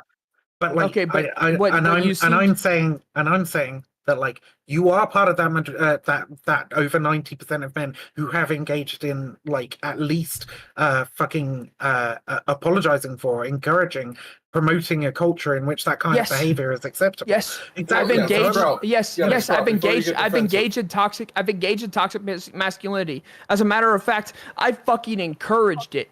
I was in the military and I fucking encouraged people not to go see a fucking shrink because they don't know what the fuck you're dealing with, etc. and so on. I have actively encouraged toxic masculinity in my fucking past. How many of your friends in the military did the same? Encouraged not seeing a fucking shrink? No, honestly, not a shrink, but just like the culture of misogyny that I'm talking about. How many of your fellow servicemen engaged in that kind of behavior, talking about women in the kind of fashion that I mentioned earlier? The friends I personally keep, none. No, the people that you were around at that time when you were engaging in that kind of behavior.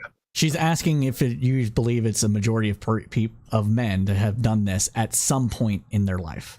And the answer at some point in their life, I think everyone's done this. I think everyone's kind of fallen into that image, fallen into. I think. Wait. So one second. I think everyone's fallen into that immature spot. I think everyone's been immature at a certain point in time and fallen into that immaturity and fallen into those hormones and fallen into like that immature spot. But I think that as you grow and as you mature, and again, a lot of these people I don't think did it publicly. A lot of these people I think only did it behind closed doors. A lot of these people I don't think would have ever let a woman know that they ever thought these thoughts. They only said it in front of other men because it was an immature spot, right? They were in an immature spot. I think that it is a minority. I think it's a minority of men. I think it's a minority of men that actually opinions. Okay, like there is nothing more fucking homosexual than masculinity culture. Okay, men care about other men's opinions. They don't care about women's opinions. So when you're sitting around, what do you mean women? What do you mean men don't care about women's opinions? Right, Viv, are you saying that Top Gun was homoerotic? Totally was. Only insofar as it as the women's opinions allow them to fuck them, right? But I'm just Ken, Vivian. They care about men. And I'm speaking as a generality here, okay? Tend to treat men more like lovers than they do fucking women. Women are for fucking dumping cum in, right? Men are the ones that other men seek respect from, right? And so when you're sitting there in a fucking Kelly's and Patroclus. Especially in the kinds of groups that would be saying these kinds of things and thinking these kinds of things, when they're sitting in a group with all of them, right, and they're talking amongst themselves, and maybe they would never say it in front of a woman because they know how the women would fucking react to that, right? It doesn't matter. They're providing they're showing the other people in that group that were they to engage in this kind of behavior, well, they wouldn't lose their friendship, right? Like, women might be pissed off about it, but you wouldn't lose my friendship over it. We're bros, okay? Bros before hoes, all the way. Okay, and I mean, I could use the opposite side of that, but I won't, for argument's sake, to keep this on the same side. The idea that men fall into this immature trap. Men fall into this immaturity, and honestly, it's women mature much faster than we do. That's just scientifically true. That women mature much faster than men do. I think developmentally they do as well. I don't think developmentally they do. So they mature much faster than we do. Even mentally speaking, the idea that that men won't fall into this immaturity trap and kind of be immature for a period of time of their life, then yes, men will be immature for a period of their life. That's just going to happen because of the way maturity works. Should it be accepted? No. Should it be extremely discouraged? Yes. But the idea that you're missing the point, the nature of that immaturity, right? Because you could be immature in a whole bunch of ways, right? Some kids think it's fucking hilarious to do practical jokes on their friends that we would consider straight up fucking assault if you did them as adults, right? Like, there's plenty of fucking dumb shit that kids do, but the point is that these things are in part culturally informed, right? They're not informed by a culture of children, right? They're informed by the culture of the adults that go before, the media they consume, the people they're around, the attitudes of the adults around them, and so on, right? The fact that children or young men, right, are comfortable engaging in this kind of misogynistic talk and behavior, it's not just simply that they're immature, it's that they're immature and they're getting certain cultural input, right, that drives them towards particular forms of immature behavior. How do you fix it? How do you fix it? Yeah, I mean that's what Sprout said in his ending statement, was that there's a lot of descriptions on these problems, but there hasn't been any solutions put forward. And I know Kai said something. Hold on, Kai said something that it's happened for so long. There is no solutions to something that's been happening for so long. So with Sprout's closing statement, he called you out for just describing the problems that men have, but not putting forth any solutions. And you have someone here in Sprout that has even said that he has changed his stances on these things, and you even recognized it. Well, so Vivian said prosecute every time. Hippie Jesus, I believe actually Sprout during his final statement, during his open statement to the panel, commended me on giving a potential solution, right? Or at least one aspect of the potential solution, which is that men need to be fucking shamed, okay? They need to be fucking shamed. They need to be ostracized from fucking friendship groups and so on by other men. It doesn't matter what women think of them, like I said, because, you know, men care about the opinions of other men. So, sure, but once you do that, what happens to the people that are shamed but just have more and more of a disdain and distrust of these situations and just become more toxic? What happens then? What do you do? Well, and they then become those people they become social outcasts. Marginalism. And they become marginalized. Social outcasts get marginalized, and you know, yeah, but then you have all these groups of people that are just like extreme. As time goes on, right? Like as we get into the next generation, like those kids aren't going to be influenced by the same fucking people, are they? Because those people are going to be out on the fucking margins of society. Is this how we create incels, though? Yeah, no. that's exactly how we create incels. Incels was not created this way. Stop. No. Incels was not created this way. I'm gonna have to cut everybody off for here. I'm asking a question. So if he's answering the question. I'm just asking. Let me answer. So what caused incels to be created was the sense of extreme entitlement to the sexual marketplace and a grievance of, oh, the bad boy is always getting the girl. I'm the nice guy, so I gotta be the bad boy to get the girl now. And then when that didn't work, because they're creepy little fucking weirdos, then they started to go out and get violent. That's what created incels. And then they're being publicly shamed and put into different communities that just make them more extreme. I disagree to a certain extent with what you just said about incels. Sure. I'm gonna pull rank, okay? As a cult and extremism researcher and consultant, right? Professionally, I have spent a significant amount of time talking about and researching the incel movement, if you want to call it that, phenomenon.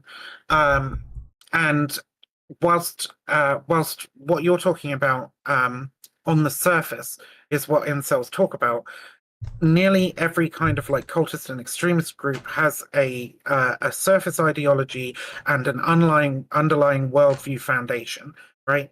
And the underlying worldview foundation, so for flat Earth, right, the expressed idea is that the Earth is flat and the government's tricking them, right? But the underlying worldview, right, is that there is a secret fucking shadow organization out there in a great battle between good and evil, usually attached to evangelical Christianity, etc., usually anti-Semitic conspiracy theory like the Protocols of the Learned Elders of Zion and so on. And for the incels, that underlying ideology is essentially black pill, is what they call black pill, right? It's the idea that like you as a low value male, right, don't have any opportunities in life.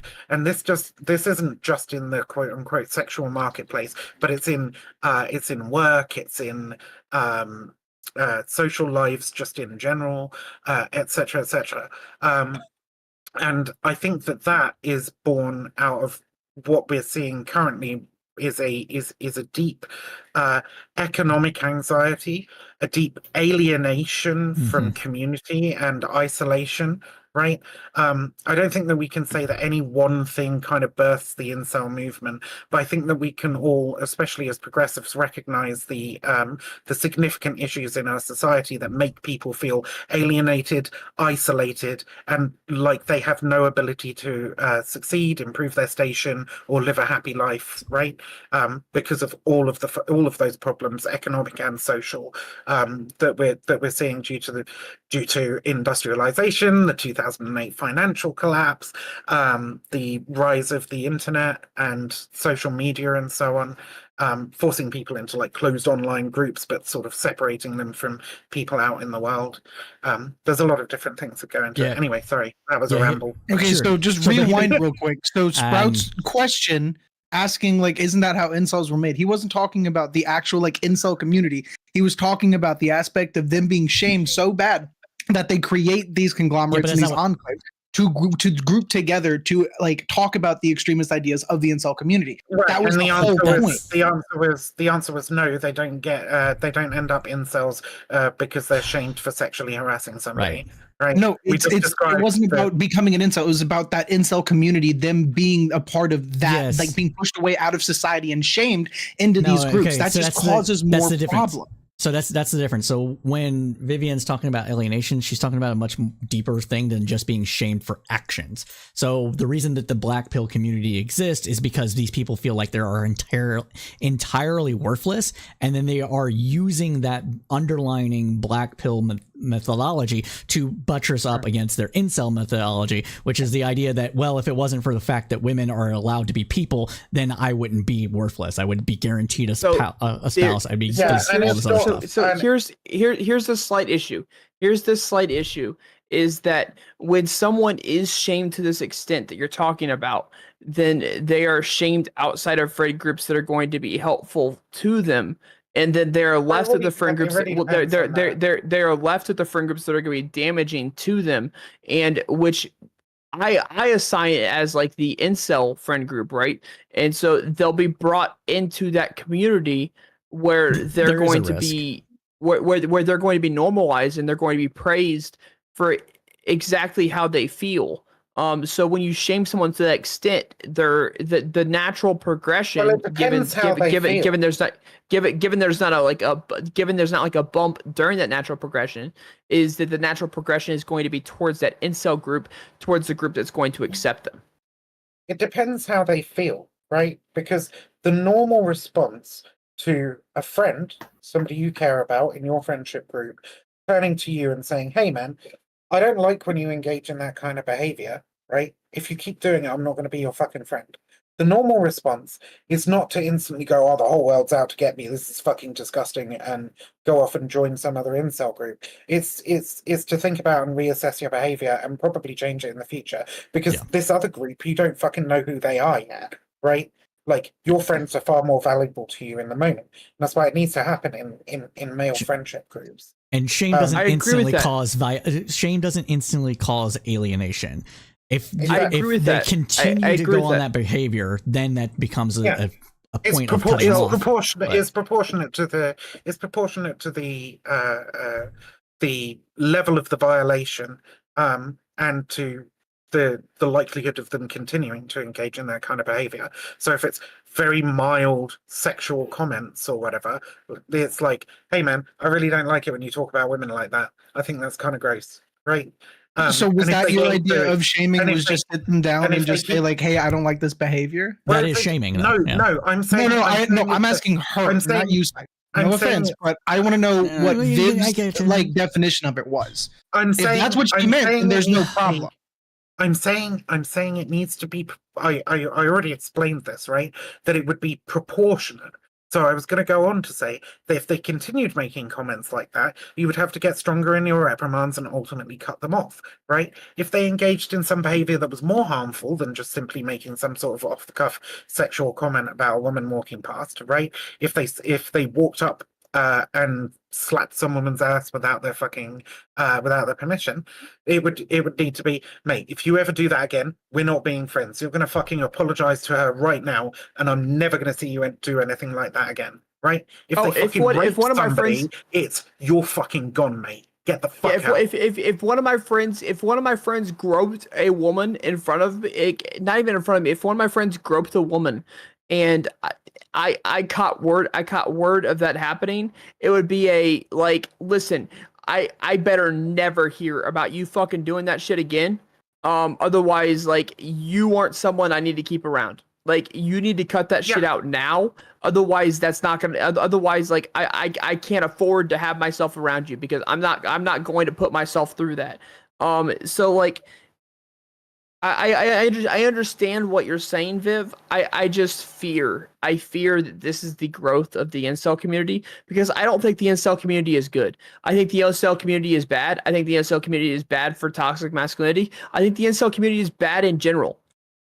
But I fear that it's a growth of the incel community.